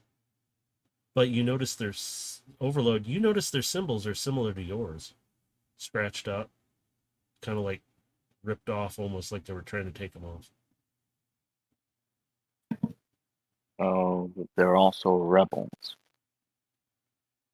Maybe. or I at don't least, know. or at least people that abandoned their faction. They're over Yeah, on the the other guild. side. Oh, sorry. Go. I was gonna say, yeah, the guild does take in a lot of ne'er-do-wells like this. As you're both sitting there watching them, you see them. They're talking to each other. They put their guns back on their back, and you see them both kind of laughing and doing whatever. And they're looking around. And it's like, and they kind of shrug. It's like, and gesture. Let's kind of start heading back, or in that general direction, back toward that path where they came from. What would you like to do? I guess I'll give a little signal like, should we follow? I kind of nod in the direction of the building that they were in. Let's swing by there first. Let's see what Well, you they don't might see have any. had in it. You don't have any buildings yet. You're only seeing like an opening. Oh, I like thought a they were path. they came out of a building. No, they No, came they out came of a out of the path. forest line. It's like the path. Oh, okay, okay. Overload can see this and see there's a bit of a path, but it's not real. It's like overgrown still, but you know there's a path there. You can kind of identify it. So they're just walking back toward that direction. All right. Do you guys want Yeah, to let's stay? see where they go. So do you want to stay to the shadows and the tree line, or do you want to kind of walk straight I'm across? staying to the shadows. Okay. Yeah, I mean, Okay. Overload, unless he wants to try and get in closer. I mean, I'm sticking to the shadows. Both of you rolled stealth. I mean, I would guess we Oh we boy, both here I have. go rolling them bones again. I would guess we They're far both have enough. like advantage 18. because Okay, Gilgamesh is good. Yes, you will have advantage. thank God, because I got a +1. Yeah, baby. Oh my god, he's in his environment. Okay, Overload's just like I'm home in the jungles. he's just walking through like nothing. None of the trees are breaking, not a single branch. Gilgamesh is just like just flipping through between in the shadows. You get close enough that you can kind of hear them talking. Yeah, well, they said there was a ship coming down. Thought it was our shipment. And the other one's, yeah, I don't know. What's going on? Just whatever. As long as maybe the ship got the wrong coordinates or something. Maybe we need to go talk to the boss and see. He doesn't like being called the boss. Well, he's technically the one in charge. He knows how to do this stuff better than any of us, and he's better than the rest of us about it. Yeah, whatever. Still, yeah, whatever. I don't care. As long as we get our stuff that we need, we'll be okay out here. Nobody bothers us. I don't want to fight anymore anyway. Autobot just looks over. You guys can see this. It's like, I know the feeling. We all chose a path that we didn't want to fight anymore. Just kind of laid back. Now, both of them are colored different to each other. The one is typical Decepticon, like darker colors, purple, black. His optics are red, but he's not that kind of bot anymore. You can see it in the way he stands. The Autobot, you can tell they both been through a lot, but the Autobot just kind of like, yeah, we lost a lot of people on both sides. And they both kind of shrugged down. And at this moment, you hear some rustling coming up the path. You kind of can see somebody standing there, but you can't really see him. And you just hear this voice, you guys find anything? Did the ship come in? And it's like, the Autobot turns, no, boss, there was no ship. We didn't see anything out here. We thought they landed, but nobody's here. And you see this, it's not a big bot, but you can tell it's a bot of some sort. You see his arm come out, and Overload, you would recognize this. That whitish, bluish coloring that you saw back in your dream. And the hands gesturing, let's just head on back to the village kind of thing, is all you hear. and you see it disappear back into the tree line, and it's gone. So they all head back into the brush, and they just continue on. Do you guys follow? I will. Yeah. All right. I'm going to leave your stealth the way it is because you guys are doing well. Let me see if I can move this. It does not want to move for me. There we go. All right. As you follow, you travel a good couple miles. You start coming up to seeing a stone path. Off to the left and right. Oops, I can get this to do what I want it to.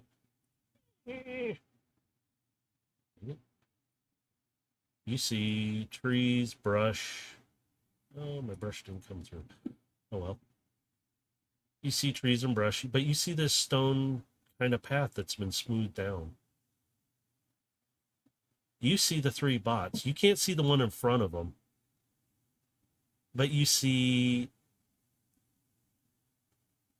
edges of buildings. Let me get this opened up here. There we go. So you see the edges of a couple buildings right off the bat. You see them walk off, and they kind of go into a larger building off to the right. You can't hear them anymore, but as you look down, you see that this path goes way down. You see it breaks off to left and right. You also see that there is a few more buildings off to each side.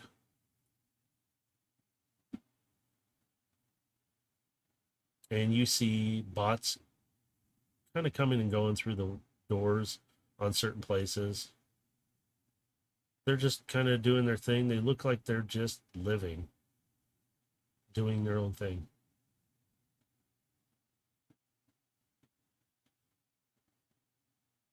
What would you like to do? Are we still a good distance away from everybody? Yeah, you're way back. I'm giving you the benefit because it's daylight and you can see. It's just getting to dusk. It's going to start getting dark. I turned to Overload and I just say, I don't think these guys are necessarily hostile. I believe they're more deserters. You guys are down here. Oops. My eyes are just fixated on the building that the white and blue one entered. That one. So you're up the path to the...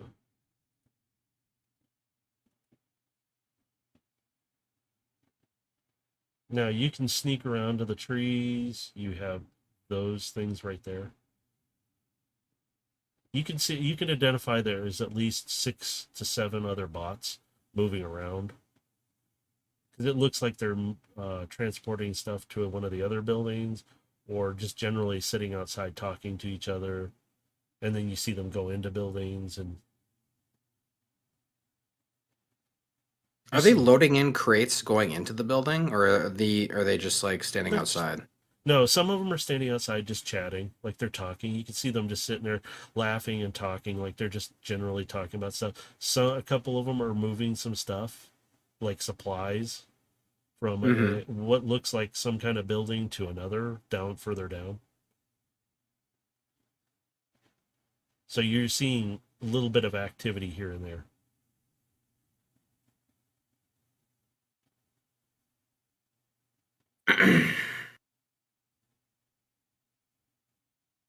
Well, there was a lot of movement down there, so fighting our way through doesn't seem to be logical.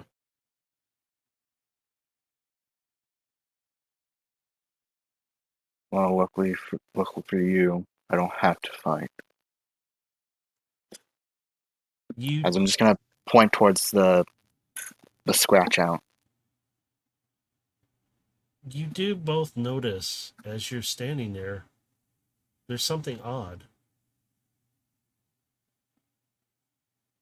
Where are the guards?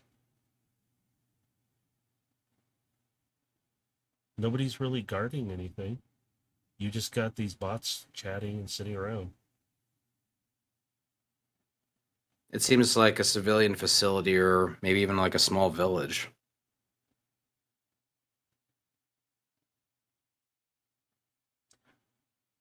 As you look down the path, you see down at the other end of the path, kind of hard to spot, but from where your vantage point, you're still behind cover back down the path here. I'm letting you guys see this. You see another bot carrying another bot over his shoulders, like he's fireman carrying him up. And you can see Energon dripping from the other bot. And you see the other ones kind of like, uh-oh, what's going on? They kind of look and they start rushing over to help him carry him. And you can hear yelling, like they're yelling for help. You see them run down the path, kind of huffing and puffing. You can see this big Decepticon bot carrying an Autobot. You can see the symbols all scratched out. All of them, they go into this building. The same one, that one bot that somebody's interested in finding.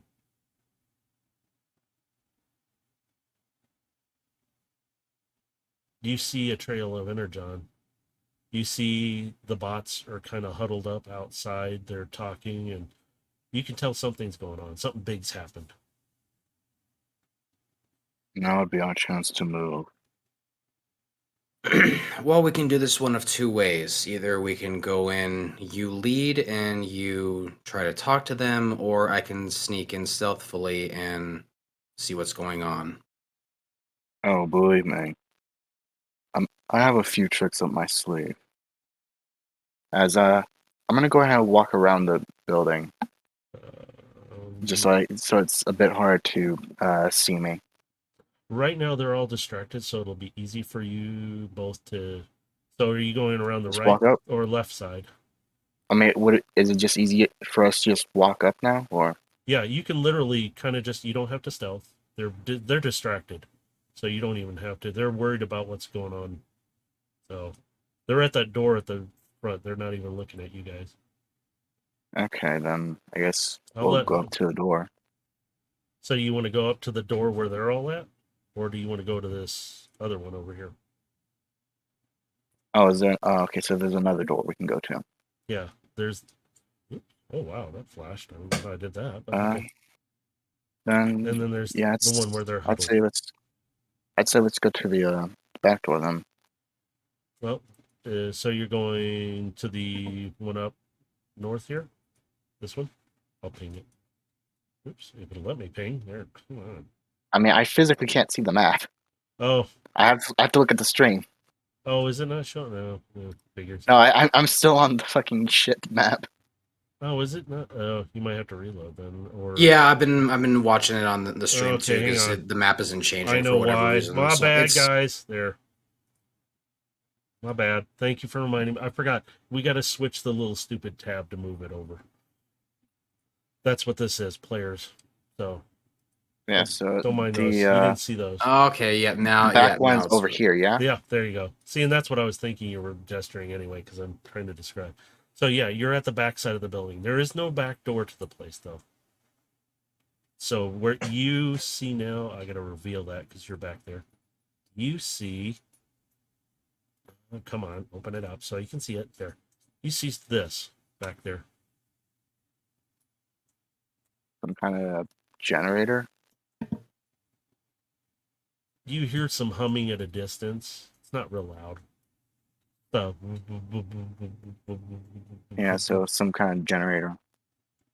and from what you can see, there are 4 generators.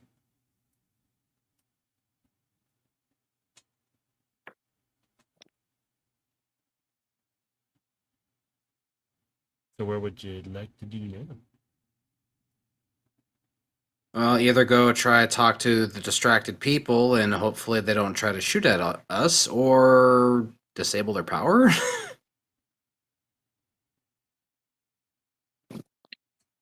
How about I'm gonna have you guys do a perception check while you're right at that wall.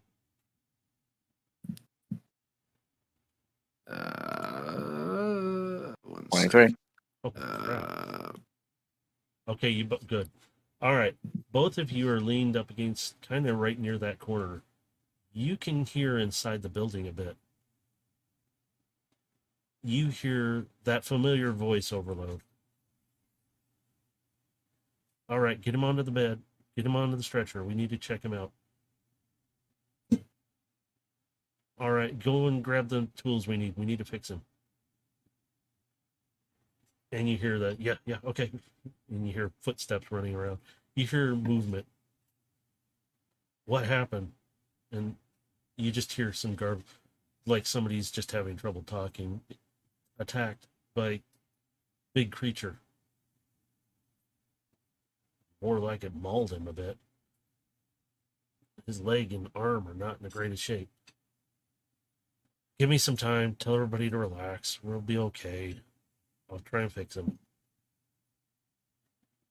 And you just hear everything kind of go quiet, and all you hear is tools and movement, and him just kind of asking for certain instruments and stuff.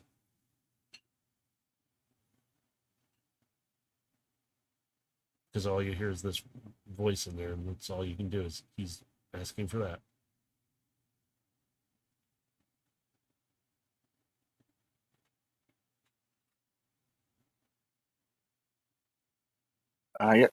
From my angle, do I get like a view of them? If you stood up a bit, you could peek through the window. Yeah. Considering I'm relatively camouflaged, so I could possibly get away with that. Mm-hmm. I'll allow you a peek. Thanks. So, as you peek up, you can see the backside of this bot. He's over at one of these tables, and you see the bot that was injured laying there. He's dripping a bit of energon. You can see this guy working on him, trying to get him patched up fast so he stops losing energon. You notice this is a medical area. You see another bed, and then you see two smaller beds. You see screens and other things. Right now, one of the screens is reading the vitals of the one laying on the bed. They're not good, and it shows the damage to his right arm and right leg. It looks like something bit into him. But I just whisper to Overload, this is looking more and more like a civilian facility. As you do see this, you just see the backside of this bot. The one you're looking for. You can't see his face or anything. You just know that's him. It's got to be him. And I'm looking at him, and I'm more or less like gripping my blade.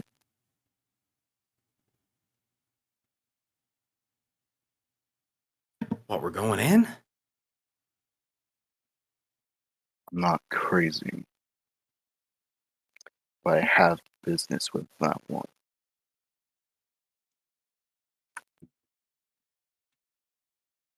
I kind of peek in to get a look at the guy he's talking about. You see the backside of him as well. You see the coloring. You see who's working on him. What is his colors? It is oh God, what did I say it was? White, and he's a white color. You might have said I just missed it. I'm sorry. I can't remember right.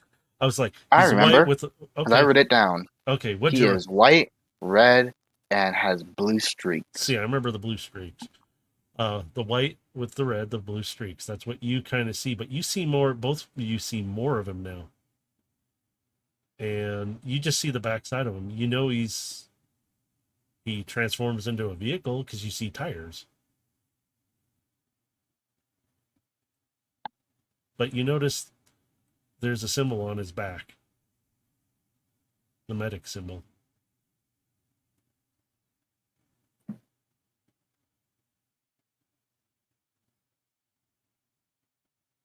I kind of like put my hand to Overload as he's like gripping his blade. I'm like, wait.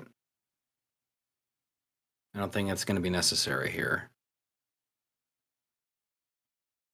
You don't know what he has done.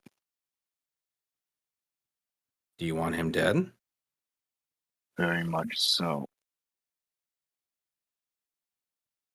As you're both talking, you see the one who was one Decepticon come in,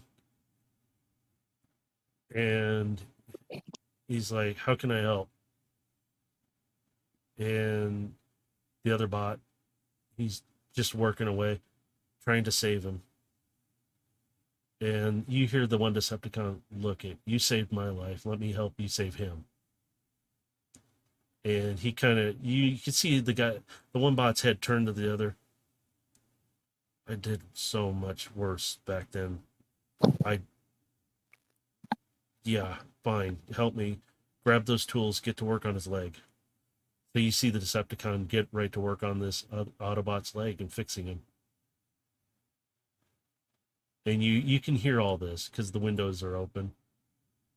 You hear the Decepticon just kind of look at what happened when we were forced into, all of us. Some of us blinded by following what we thought was right. And you hear the one, he just kind of keeps working. "Yeah, some of us were forced into something we didn't even want to be a part of." We all hear this, yeah? Yep, you're hearing it because the windows are open and you're peeking right there. They're not that far from you guys. And since you are so stealth up still, it made it easy. I'm kind of leaned against the corner of the wall, and I'm got my arms kind of folded. I'm just kind of looking out.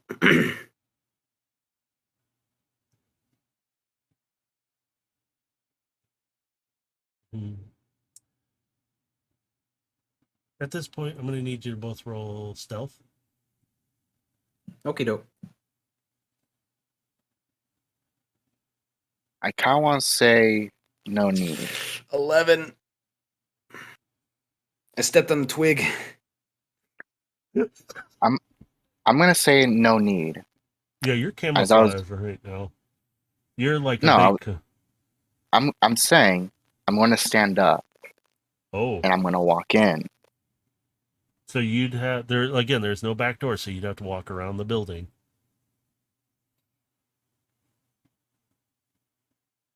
Which is what I plan on doing. Okay. So you're going to go back around the one side and walk in up? Yep. I unfold my arms and I follow him. All right. As you both walk around, a couple of the bots, there's about 3 of them. There's one kind of standing in the doorway of the main building where you saw the 2. They're all waiting and watching to see what happens. You see 2 Decepticon and you see 2 Autobots. Various types of transformation. Take your pick. They're like, "Whoa, hello. Greetings. Hi." You see the one Decepticon just kind of being friendly. Like, and the other one's, "Hello, can we help you? You all right?" They're all kind of, "Hey, we got Out of visitors." who is in front of me? They're kind of back a bit because there's 2. Oops, let me get my marker thing here. There's one over here and one right here. And then the Autobots are standing like right here too. They're just all kind of lounging on steps and stuff. Then they just get up when they see you. They don't have any weapons drawn or anything. They're on their backs. They're just like, "Hi."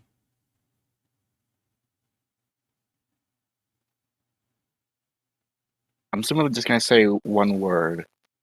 Move. He's the one I Autobots kind of step up stumble- and just like, we're here to see the doc. My big friend here, he needs to see the doctor here. He's right over here, yeah? And I kind of point the direction. Yeah, the one Autobot that's standing at the door, he's like, "Doc?" Kind of questioning, like, Your mechanic, your doctor. I mean, what? I guess whatever you want to "Oh, call him. you're talking about Felix. He's not per se the doctor here. He is the one with the most knowledge on how to fix us all. We've been learning off of him. Well, he's kind of in the middle of surgery right now. I mean, he's leaning over, like looking like, well, he's kind of busy. Let me see if I can get him for you. If you can take a break or a moment. And he just give me a moment. He kind of waves. The others are like, yeah, just did you travel far? They're just kind of generally asking I friendly just turn to questions. Overload and Going I kind in. of give him I give him a look like, do you want to wait on this or do you want to go in there and bust some skulls? We're not going to do any fighting, but I am going.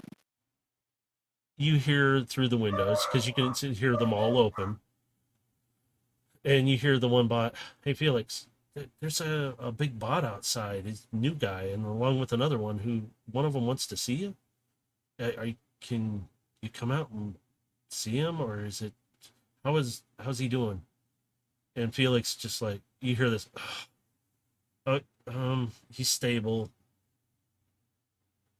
Skipjack, can you just make sure he's and his name is not spelled the normal Skipjack. It's spelled funny. Can you handle this for a moment? And you see the doc, what they call him the doc sometimes, but he's called Felix. He holds his hands up and he's like, yeah, give me a second. Tell him I'll be right there. And you can hear him clean off his hands with some kind of rag. You see the Autobot pop out. He'll be out in a moment. If you want to wait I'm inside going in. Yeah, he's the Autobot's looking at, do you want to wait here inside the entryway? I'm just pushing open the door. Oh, Like, I'm going in. He's like, okay, well, we got I surgery. just follow. I'm We right got behind him. surgery going on. You see this, and then you can kind of, actually, I'm just going to open this whole section up because you can see Felix is standing there cleaning off his hands and finishing, and he turns to you and he's like, and he just stunned look straight at you. He's shorter than you, but he's looking at you. And he's not saying anything. He's just complete still, like blink. And you can hear him trying to say, is it really? I'm just going to walk up to the patient table. Without him really finishing, I'm gonna ask, how's he doing? The Decepticon that's standing there, Skipjack, he's like, and he looks over at Felix. He's stable for now. He's got a rest right now, and we're just finishing up, patching up anything that we can, and then we'll fix him up some more as soon as he's stable. Right now, he's kind of stable.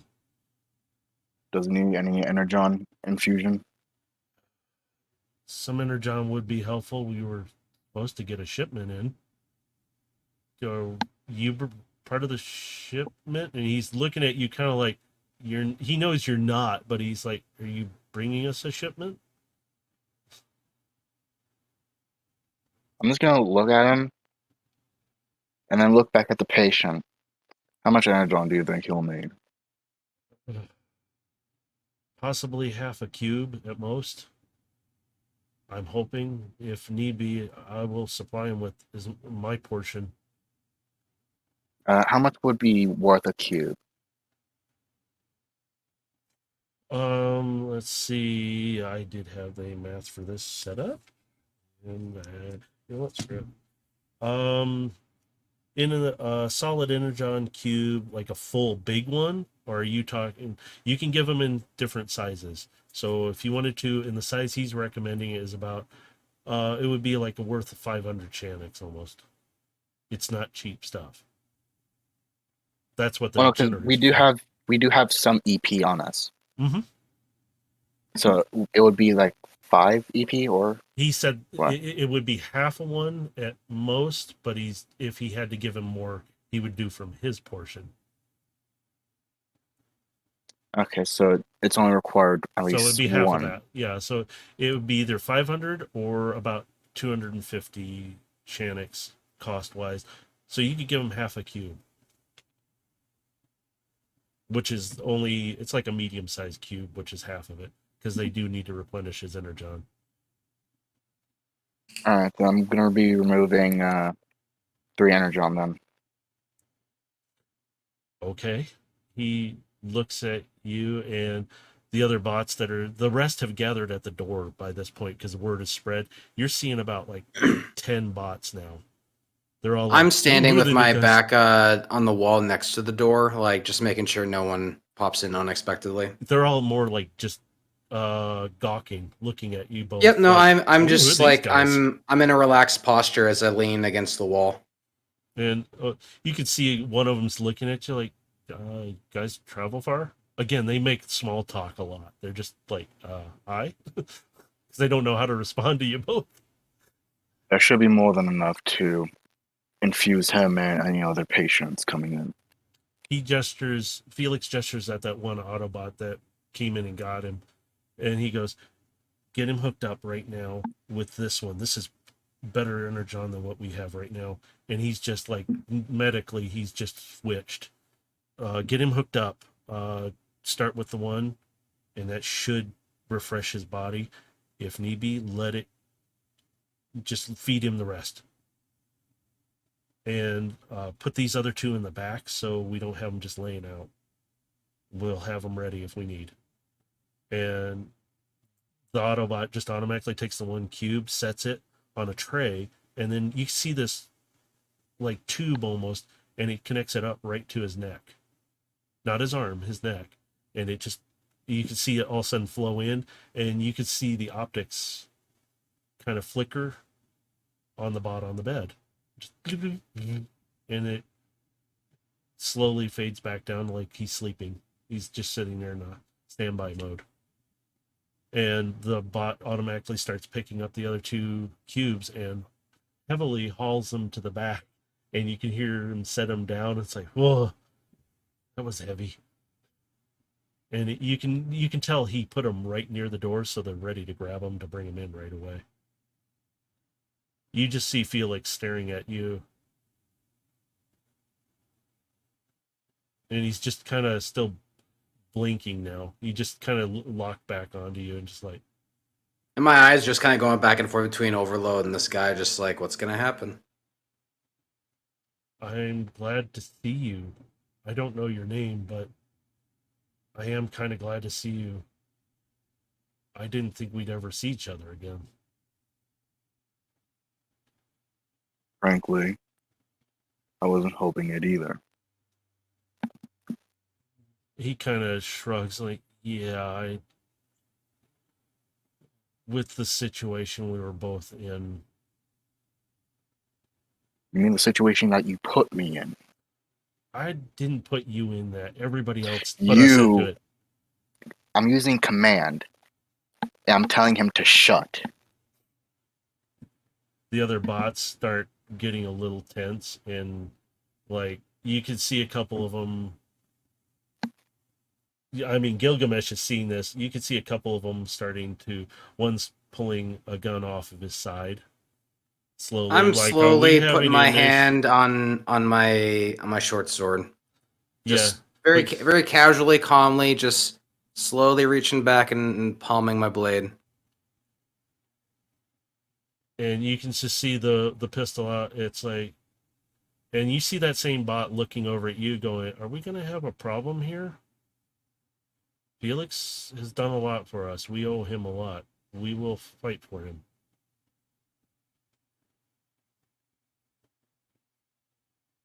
Well, at least you got something going for you. Because unlike you, he took from me. Felix sees what's going on at the door and he stops interacting with you, Overload. No, we will not fight here like this. If they want to take me out, let them take me out. I'm not going to have you guys sacrifice yourselves for me. Nobody sacrifices, and he starts getting angry with them. Do not ever do that for me. They back down. The one nods and puts his whole pistol back. They all back up, and Felix kind of, we're not doing this in here, outside. And he just walks out the door. I don't make any emotion as he walks past me. I just sit there calmly and quietly. Yeah, he kind of bats an eye at you like, okay. So he's out. I guess I'll fall behind him. Yeah, he's kind of standing out in the main pathway. It kind of more off in between. Let's see. Right about here. Oops, if we can get the ping. Right about there. He's just kind of standing there. What did I take from you? You know exactly what you took from me. You mean your other Decepticons? You took out my squad. I had After no. I saved you, I could have left you to rust, Here's but I something. didn't. Here's something. I was brought into this war too. Your squadron took out a bunch of the Autobots. Am I supposed to forget that? I did. But I didn't forget it. I just forgave it. Because we were both dragged into a war we were blindly following into. I got drafted into this garbage. It's a bunch of slag. Both sides are false. Did you ever think about that? And you hear a couple of the others. You hear some of them nodding, and you can hear or see them nodding and hear them. Yeah, it was a lie. Everything. The whole war. Did you ever see what they were having us do? What they did to the innocent ones? They dragged us into a war that we didn't want any part of. I was being forced to kill Decepticons I didn't want to kill. You wonder why, and he leans real close, and everybody can hear it. You wonder why I said, I regret I couldn't do any of this for your squad. And he fired the round next to your head. Do you remember that? You saved my life. I saved yours. But it's not for nothing, right? I hope.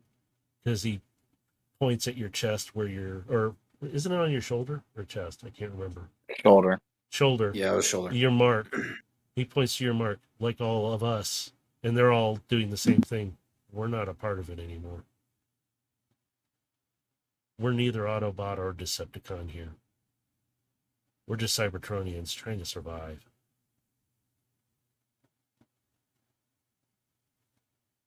And he takes a step back. You decide if you want to take me out, take me out. But he makes sure he gestures. If he does, let it be. Some of them try to start protesting. He just puts his hand up. No.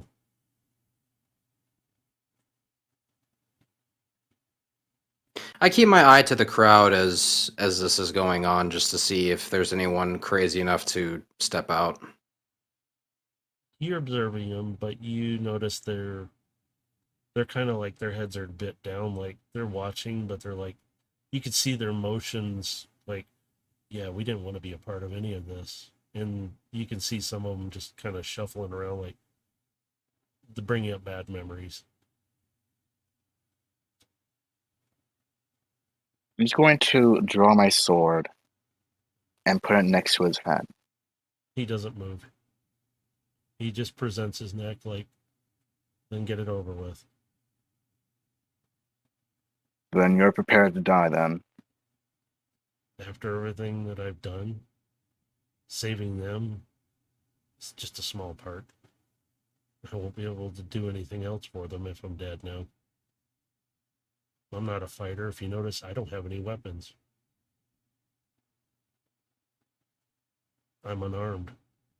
So do what you want.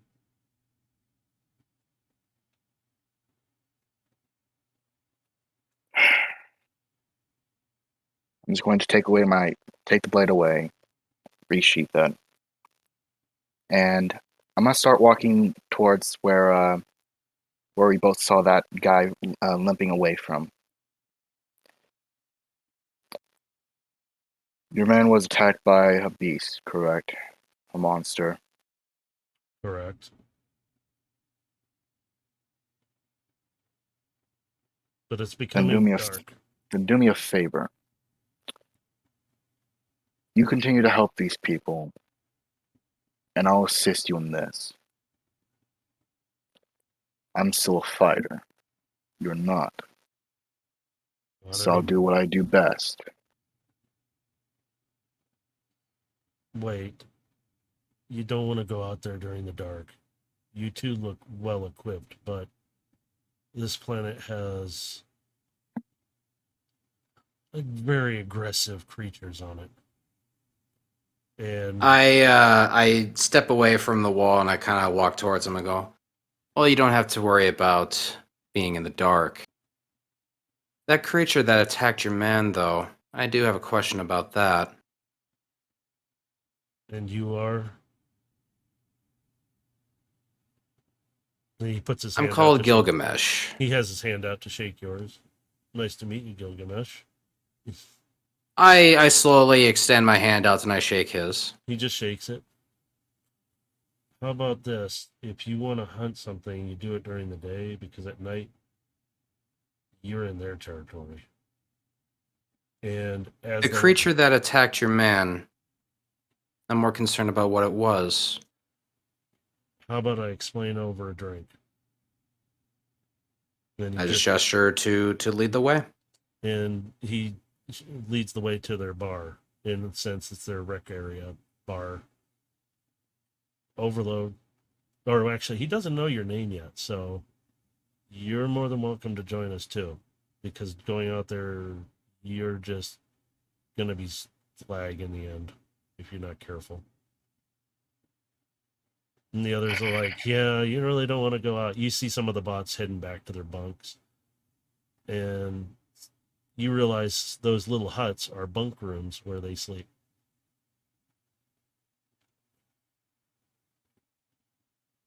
As we're walking to the bar, how long have you been here?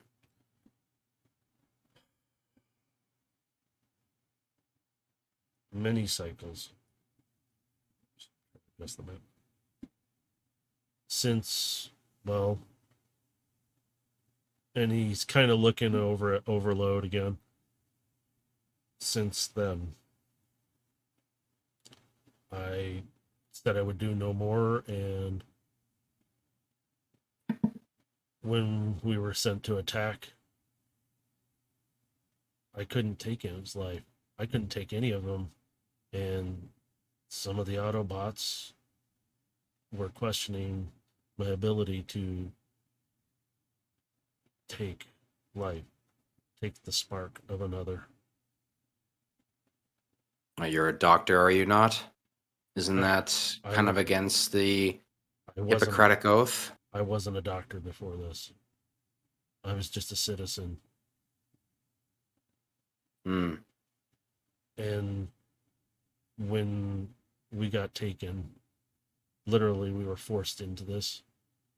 The other Autobots around us, some of them got into it heavily to where they changed, following wholeheartedly the path of war, thinking they were fighting for freedom when it turned into a slaughter.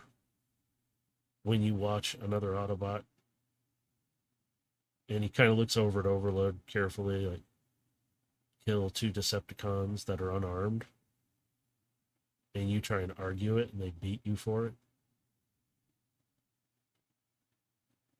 And then the one Decepticon that was helping him comes in. Hey, Doc. Hey, Felix. God, you guys got me calling him Doc. Hey, Felix. He's stable. He's doing well.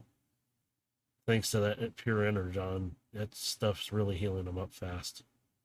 He'll be doing okay soon. Felix just looks at him. Thanks. And before he turns away, he stops and steps back. It was the same thing for the Decepticons. They made us do things that we didn't want to. And he walks out quietly and just doesn't say anything. So as we do sit down at the bar, I do want to get back on topic. So this beast.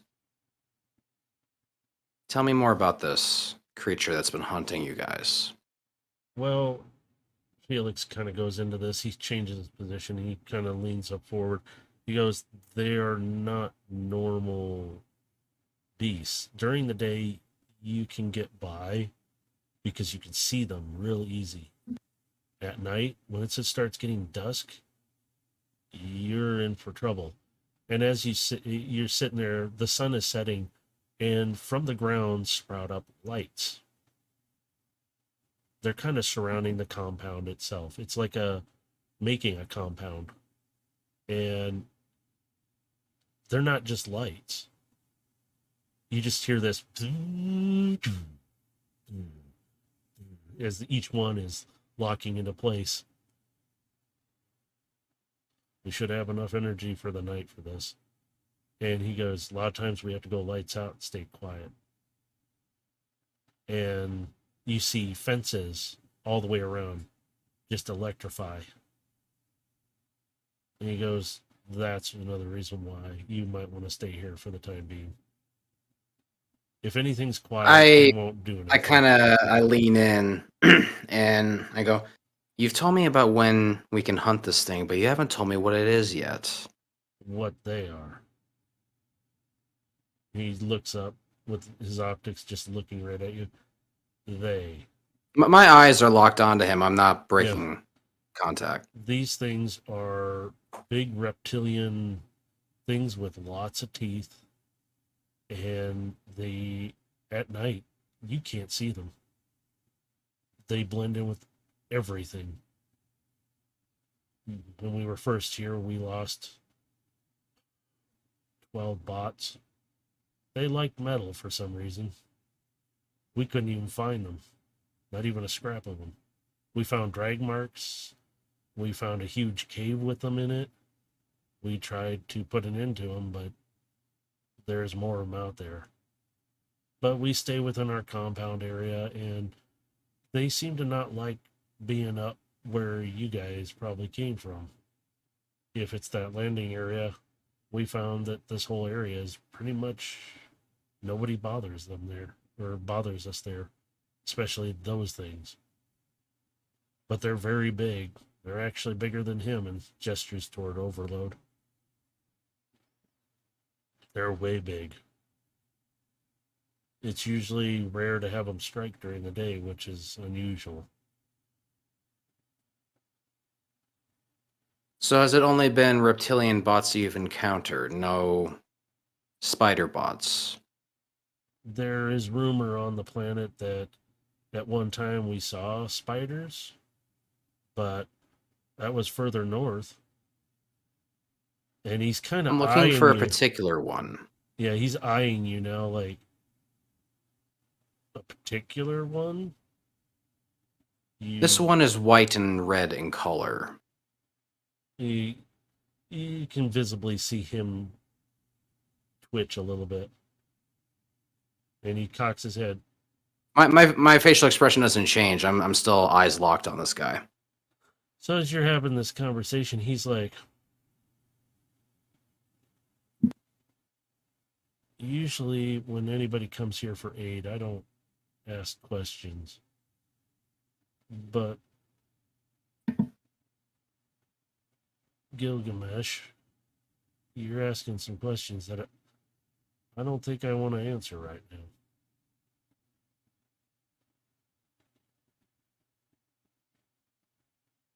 I lean in a little bit more and goes, this information would be quite valuable to you if you were to release it. He's looking at you just kind of like, when he looks away and he looks back at you. It's not about the value. It's about the loyalty. And whom are you concerned about with loyalty?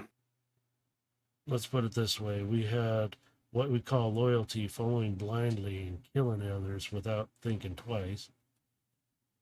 Because you think you're doing right for what's right. No, it's not.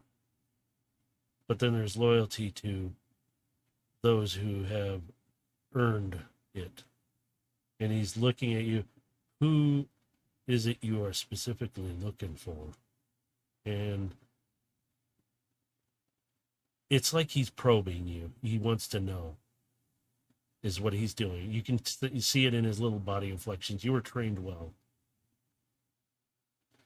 I'm looking for a passenger that would have escaped from a derelict ship that was in orbit of this planet. I am quite familiar with this person, and I need to retrieve her. His eyebrow goes up a bit. You can see the motion, like her. That's right.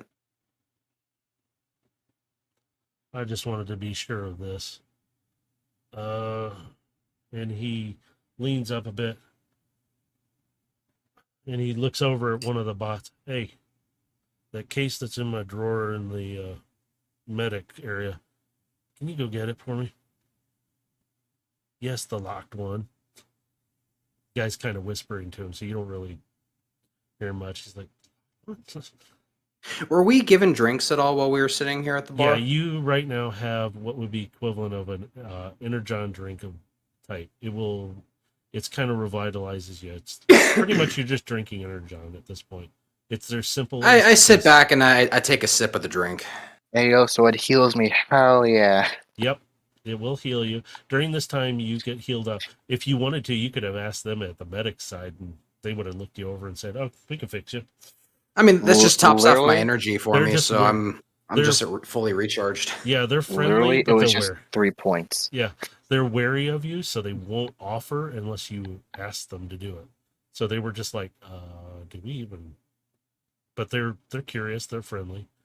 But they're sitting there. You see some other bots coming in. They're kind of like, they're looking at you, and they're like, one of them just kind of dorkily waves at you both, like, "Hi," and just goes over and sits at one of the tables.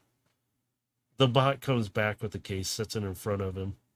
Felix opens it up. You can't see what's inside of it yet. She said if somebody fitting your description showed up in your name, and he pulls out what looks like some kind of crystallized disc.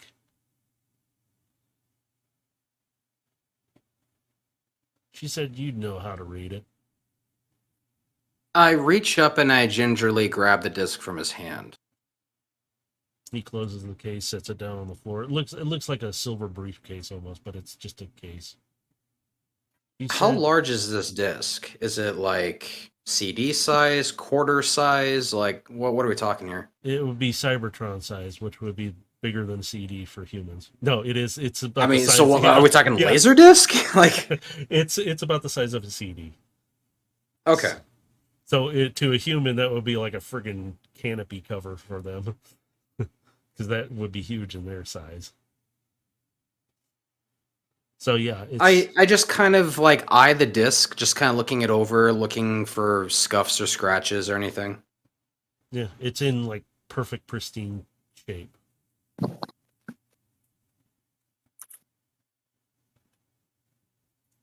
You came in contact with her and she told you to give me this.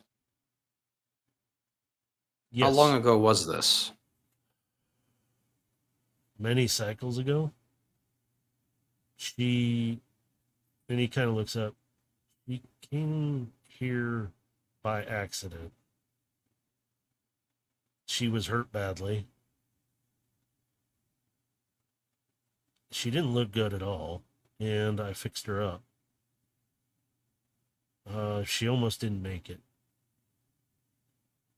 We gave her what energy we all could, and she pulled through.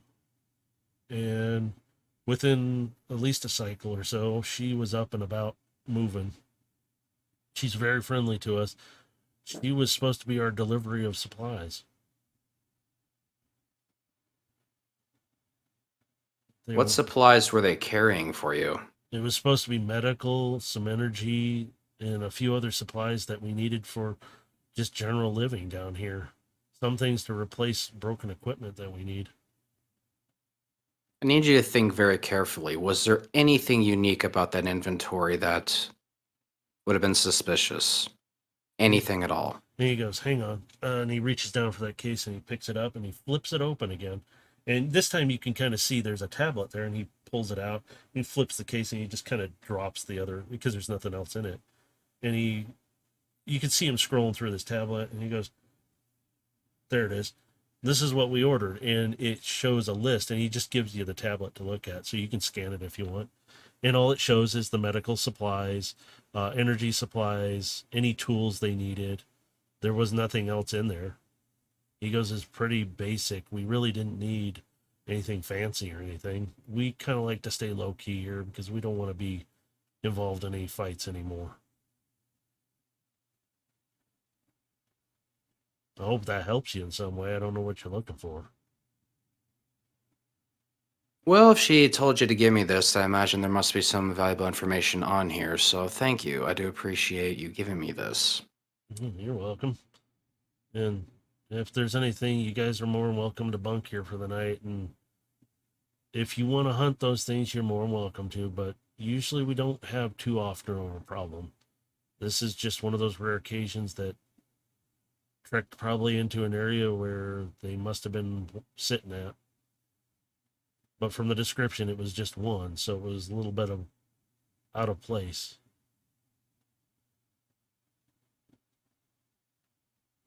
Thank you for your hospitality.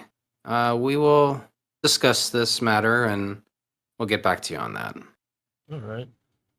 And he kind of looks over at Overload. Do you need anything? Do you want to talk some more, or you want another Not right drink? now. All right. Right now, talking is the least I want to do. You have anything you need, let me know. And he's hesitant. He wants to ask you some questions, but he holds back from it. I'm going to go check on my patient, see how he's doing. You want to talk? Very I'm well. there. And he walks out the door and just. The other bots As he walks out, I take his seat in front of Overload and just kind of. So, what was that all about?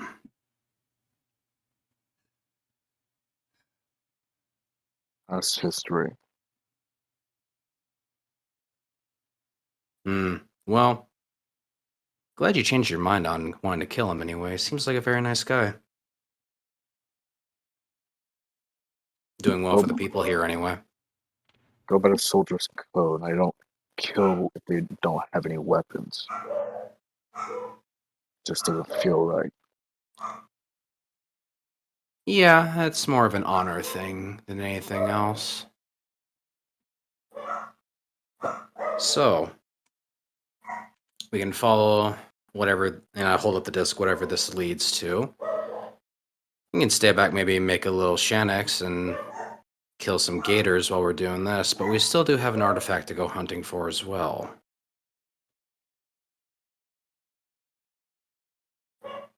We got a lot going here on our plate right now.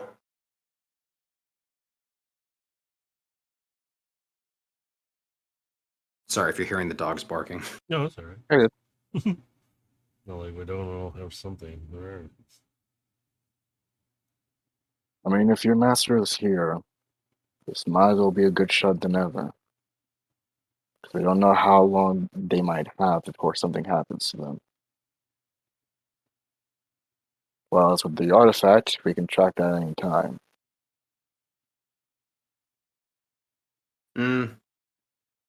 Still, it would be nice to collect on that bounty. Having that money would certainly be advantageous for us in the future.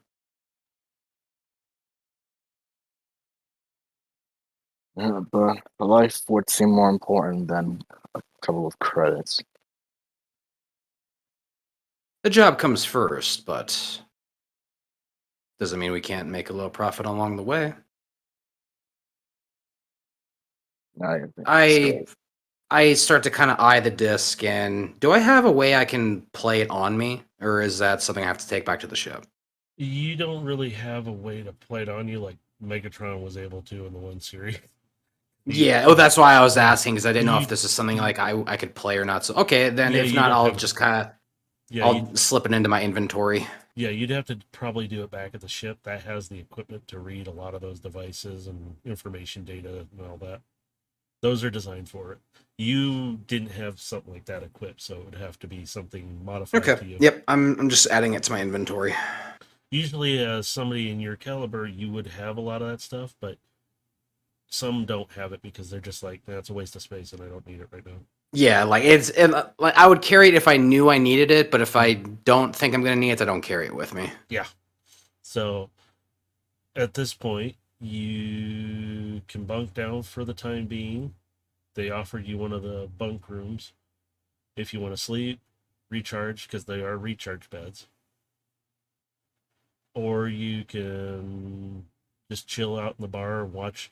They do have stuff going on in the bar. There, you can see what looks like races going on, and you can sit there and watch it for the time being until sunlight comes again.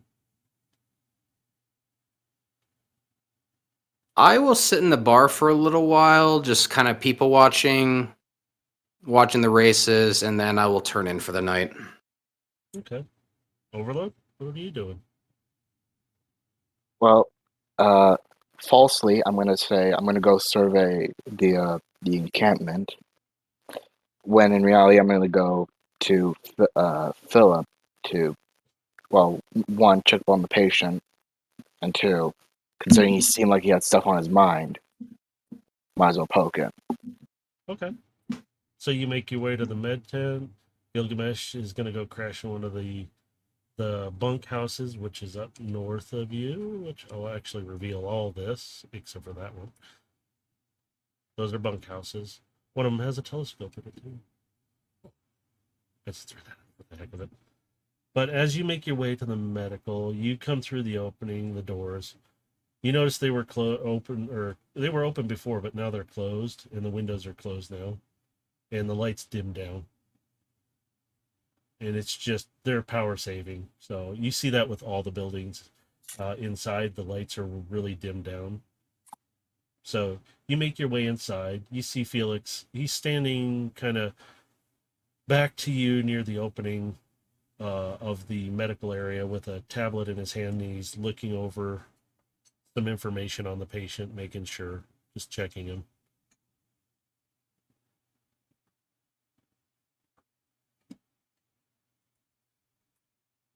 Seemed like you had stuff on your mind. He kind of stops scrolling. He kind of turns his head. Yeah, I do. I do. I just didn't think it was appropriate to do it there. Well, say them now while I'm still willing. How did you get out of just being the soldier part of it? Well, that was easy enough. They thought I was dead. Wait, dead? I didn't kill you. He's kind of questioning, did I hit you? It was told that my entire squad was wiped out, including me. He drops down to the chair. They said they left a couple of them alive. They lied. Again. And you see the tablet in his hand breaking and cracking because he's getting upset.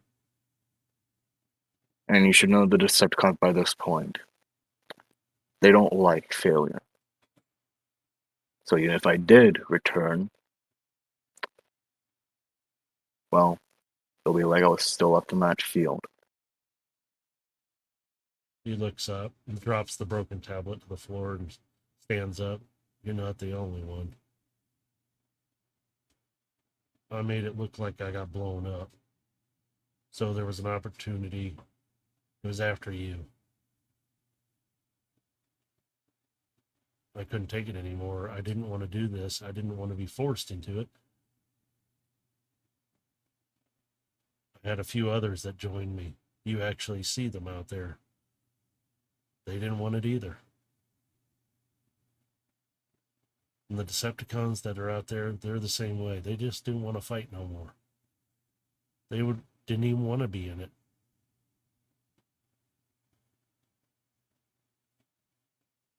And he gets up and he walks down and kind of is like he's pacing back and forth.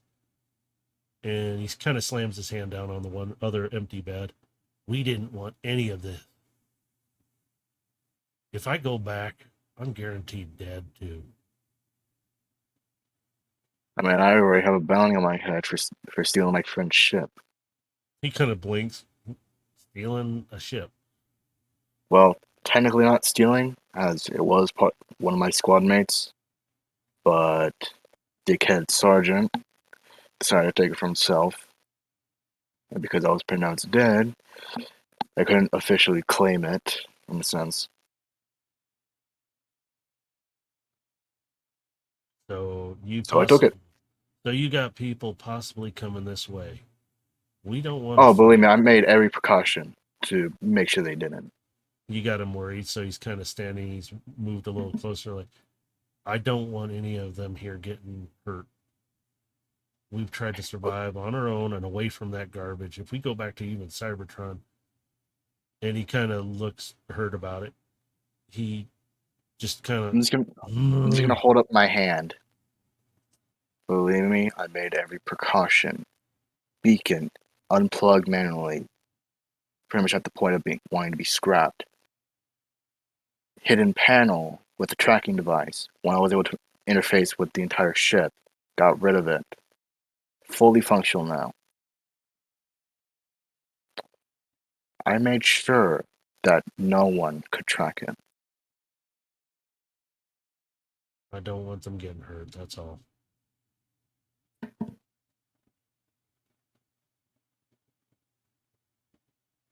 After this, well, the war isn't over. They're still fighting somewhere.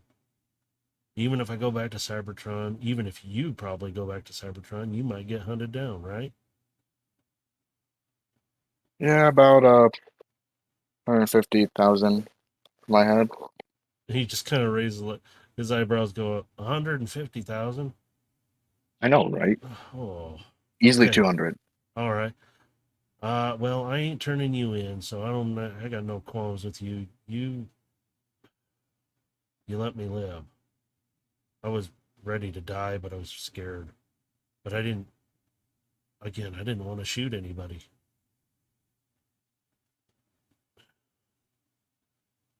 I watched so many people, so many of our Cybertronian people die. For what? What one side said the other did, and the other said the other did? And then it was supposed to be for freedom. It was not for freedom. There's lies on both sides. And then those, again, they followed. We don't want to be a part of that, so I have no qualms with you, and I ain't turning anybody in.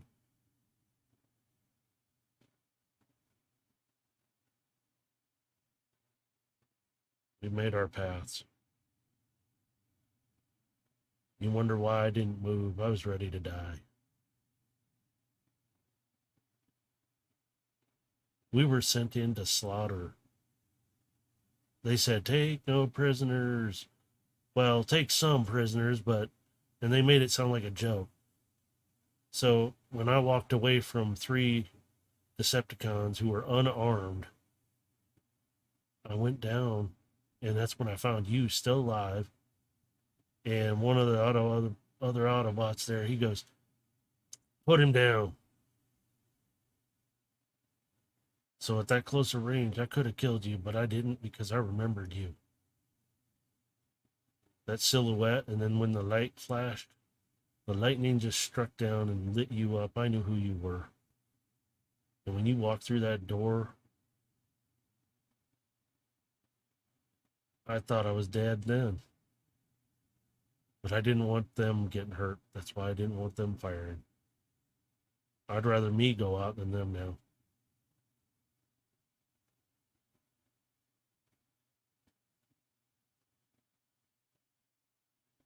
He just kind of sits down on a stool nearby.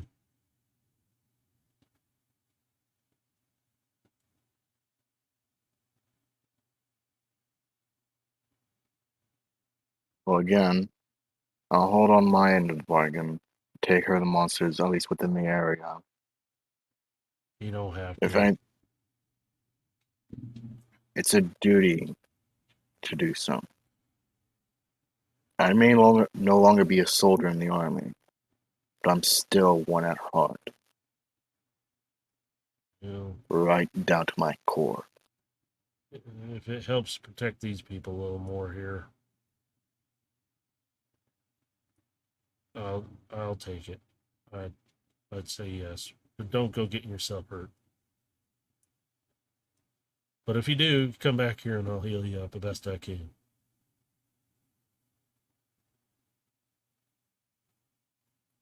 Alright. Which I'll head towards the door, but before exiting, overload. Hmm? You just kind of, what? Overload. That's my name. Well, you already know mine. Nice to meet the one who didn't kill me. Thanks, Overload. And he kind of looks over at his patient, gets up, walks over and checks on him. Go get Don't some thank rest. me. Go. I know. And he just keeps Back working. then, if you were at all holding a weapon when I found you, just know that I would have slashed you down. But I didn't. I'd rather it be a fair fight. Well, and he looks up. I can guarantee you, unless I have to defend these people, I ain't raising a weapon to you. I don't have no means to. I'd rather, and he looks down, at least heal these people up and try and work together.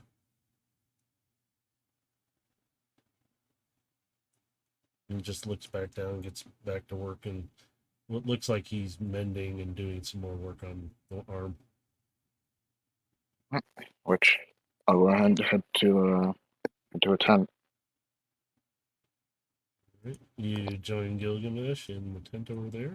Yeah, I'll go and And go Gamesh. and it's just they're like huts and stuff. They're just something they built out of scrap metal. Looks like a ship they probably came in at one point and they stripped it and turned it into all this. So you're laying in your bed and you rest.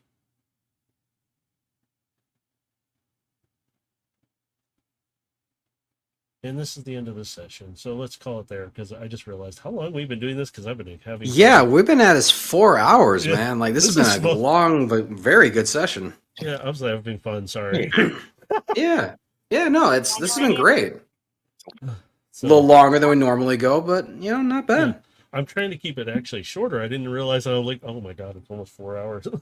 And then I was like, oh, let's try and wrap it up here. So, but yeah, yeah, interesting. So, any questions? Anything you guys want to know? Uh, I mean, nothing I won't ask in game. I mean, Yeah. so I'm sorry. Yeah, it's I've been planning. Like I said, 2 days worth of planning really, but I did little things here and there. But this was the most I did in 2 days.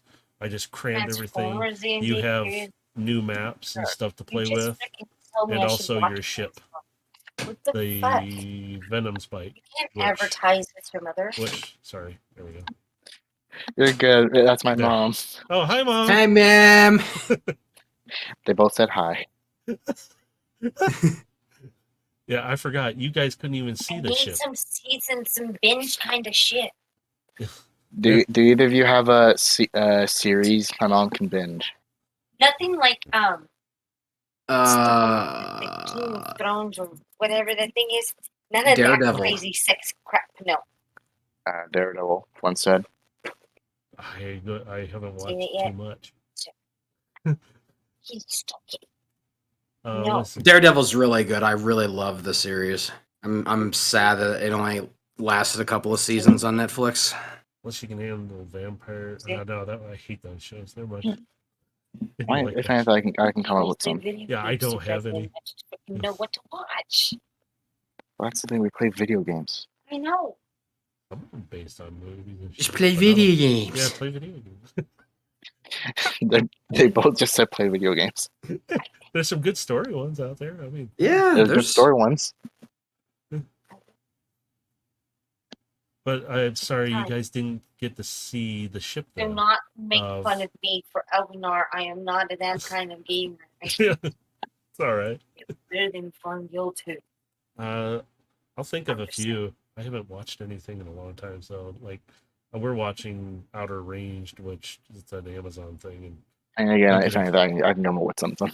yeah, Yeah. that thing is annoying, and I get yelling at it. So Sorry.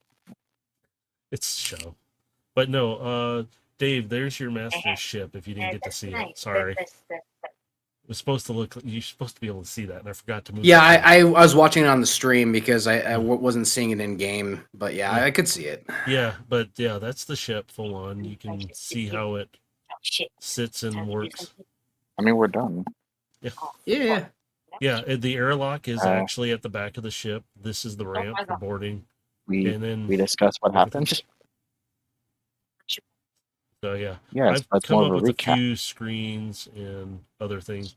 Oops, you're not supposed Are to you see that playing one yet. Do they not remember? I don't remember. They're not anything. stoners, Yeah. but There. Excuse you? Speak for yourself. they're both remarking on the stoner comment. I don't. I'm not. But I was like, I'm just saying.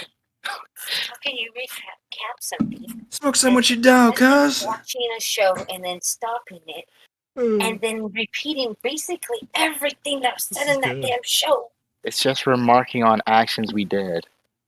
oh, hey, So Mikus, you're thanks gonna for the say something subscribe. Sorry, I about don't what this person respond did too and that much person during says about else. stream for it because That- I'm trying to focus Yeah. on stuff. Oh yeah, yeah. Miku subscribed. Yeah, Yeah. subscribe And tier one. I did don't say know we what that discussed means, first so- off. And I don't know why it didn't show up because the alert box should actually show that. So And doesn't matter. I mean, we were in game. It was fine. yeah.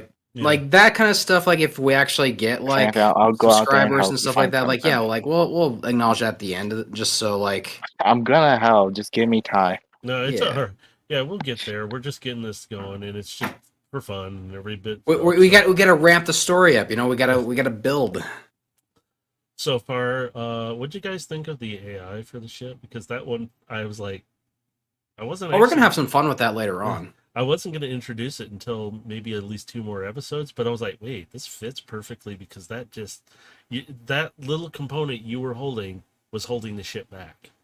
So you were actually would have your trip to say if you were going to Velocitron, it would have taken you like 10 hours because it slowed it down.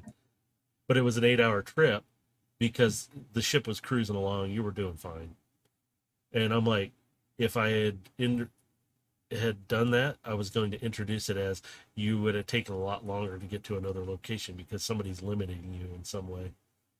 And it actually held back the AI on the ship. That's why I was like, that's why Phoenix, now called Phoenix, was like, I was imprisoned because he couldn't do anything.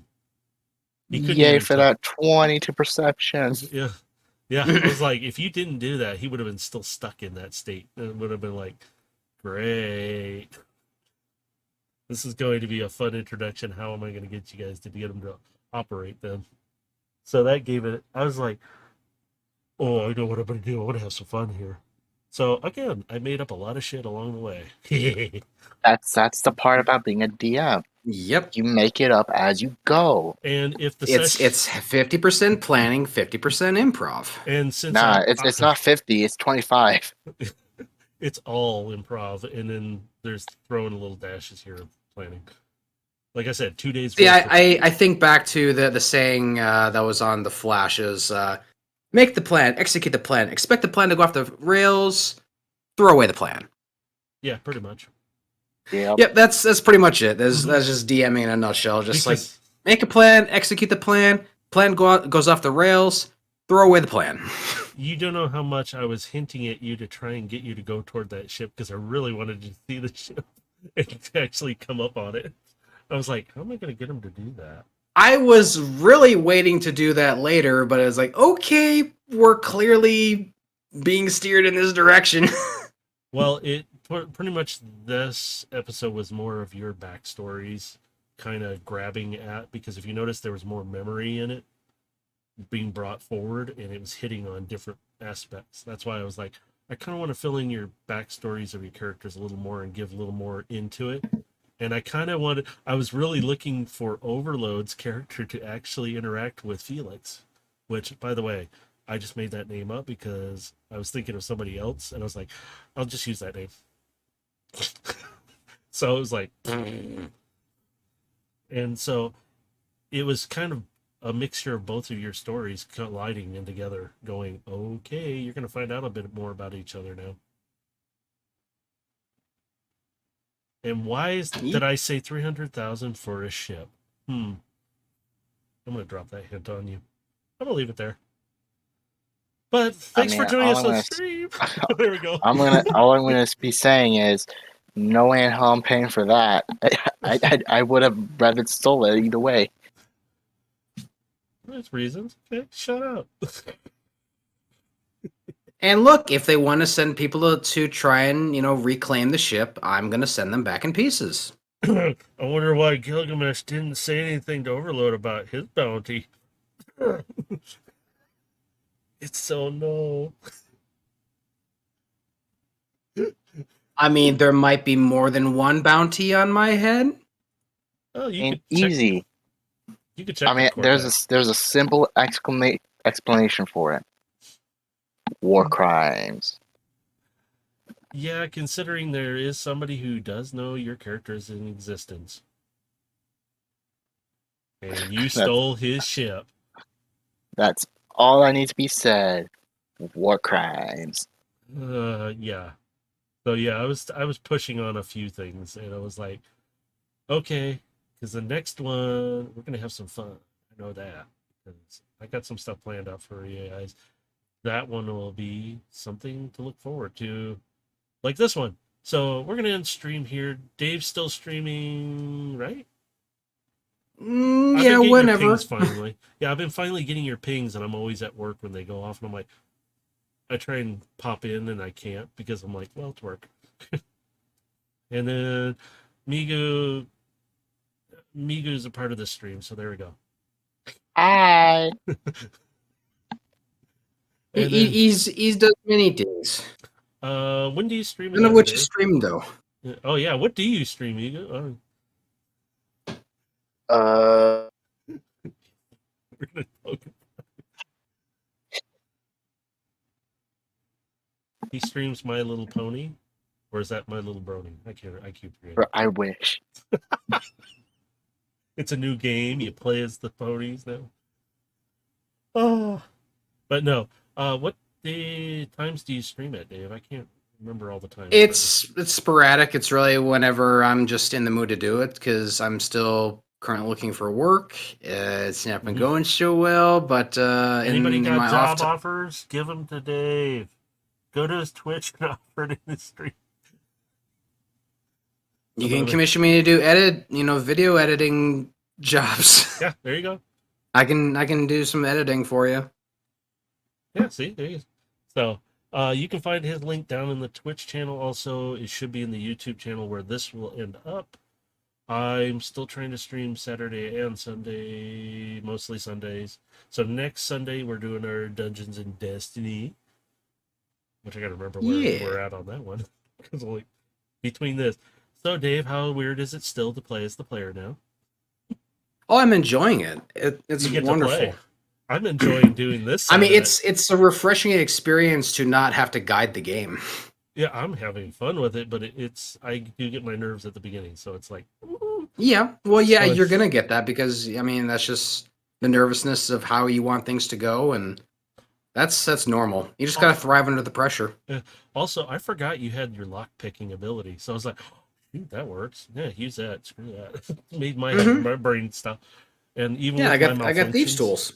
Yeah, even with my malfunctions, I was going to use some of the voicing, but I decided not to because, well, if you did sound...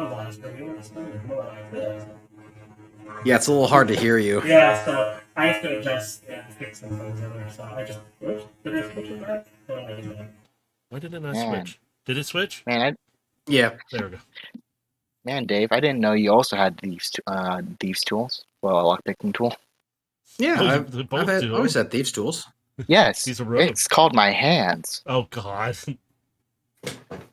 Okay, we want to open it delicately and not make a big surprise. Delicate, got it. Bam! Here goes the door. But yeah. Delicate. Check out the links are down below for the YouTube channel. You can find all this over there. Check out Swerve's Bar podcast as well. They do their Transformers and Rise of the World Killers is what theirs is called. You can listen to it on Spotify, YouTube. They got a couple of things. I have links to theirs there too because I'm listening to their podcast right now. I will be listening to it again. But everybody have a good night. You two want to say anything? Bye. Okay. Bye.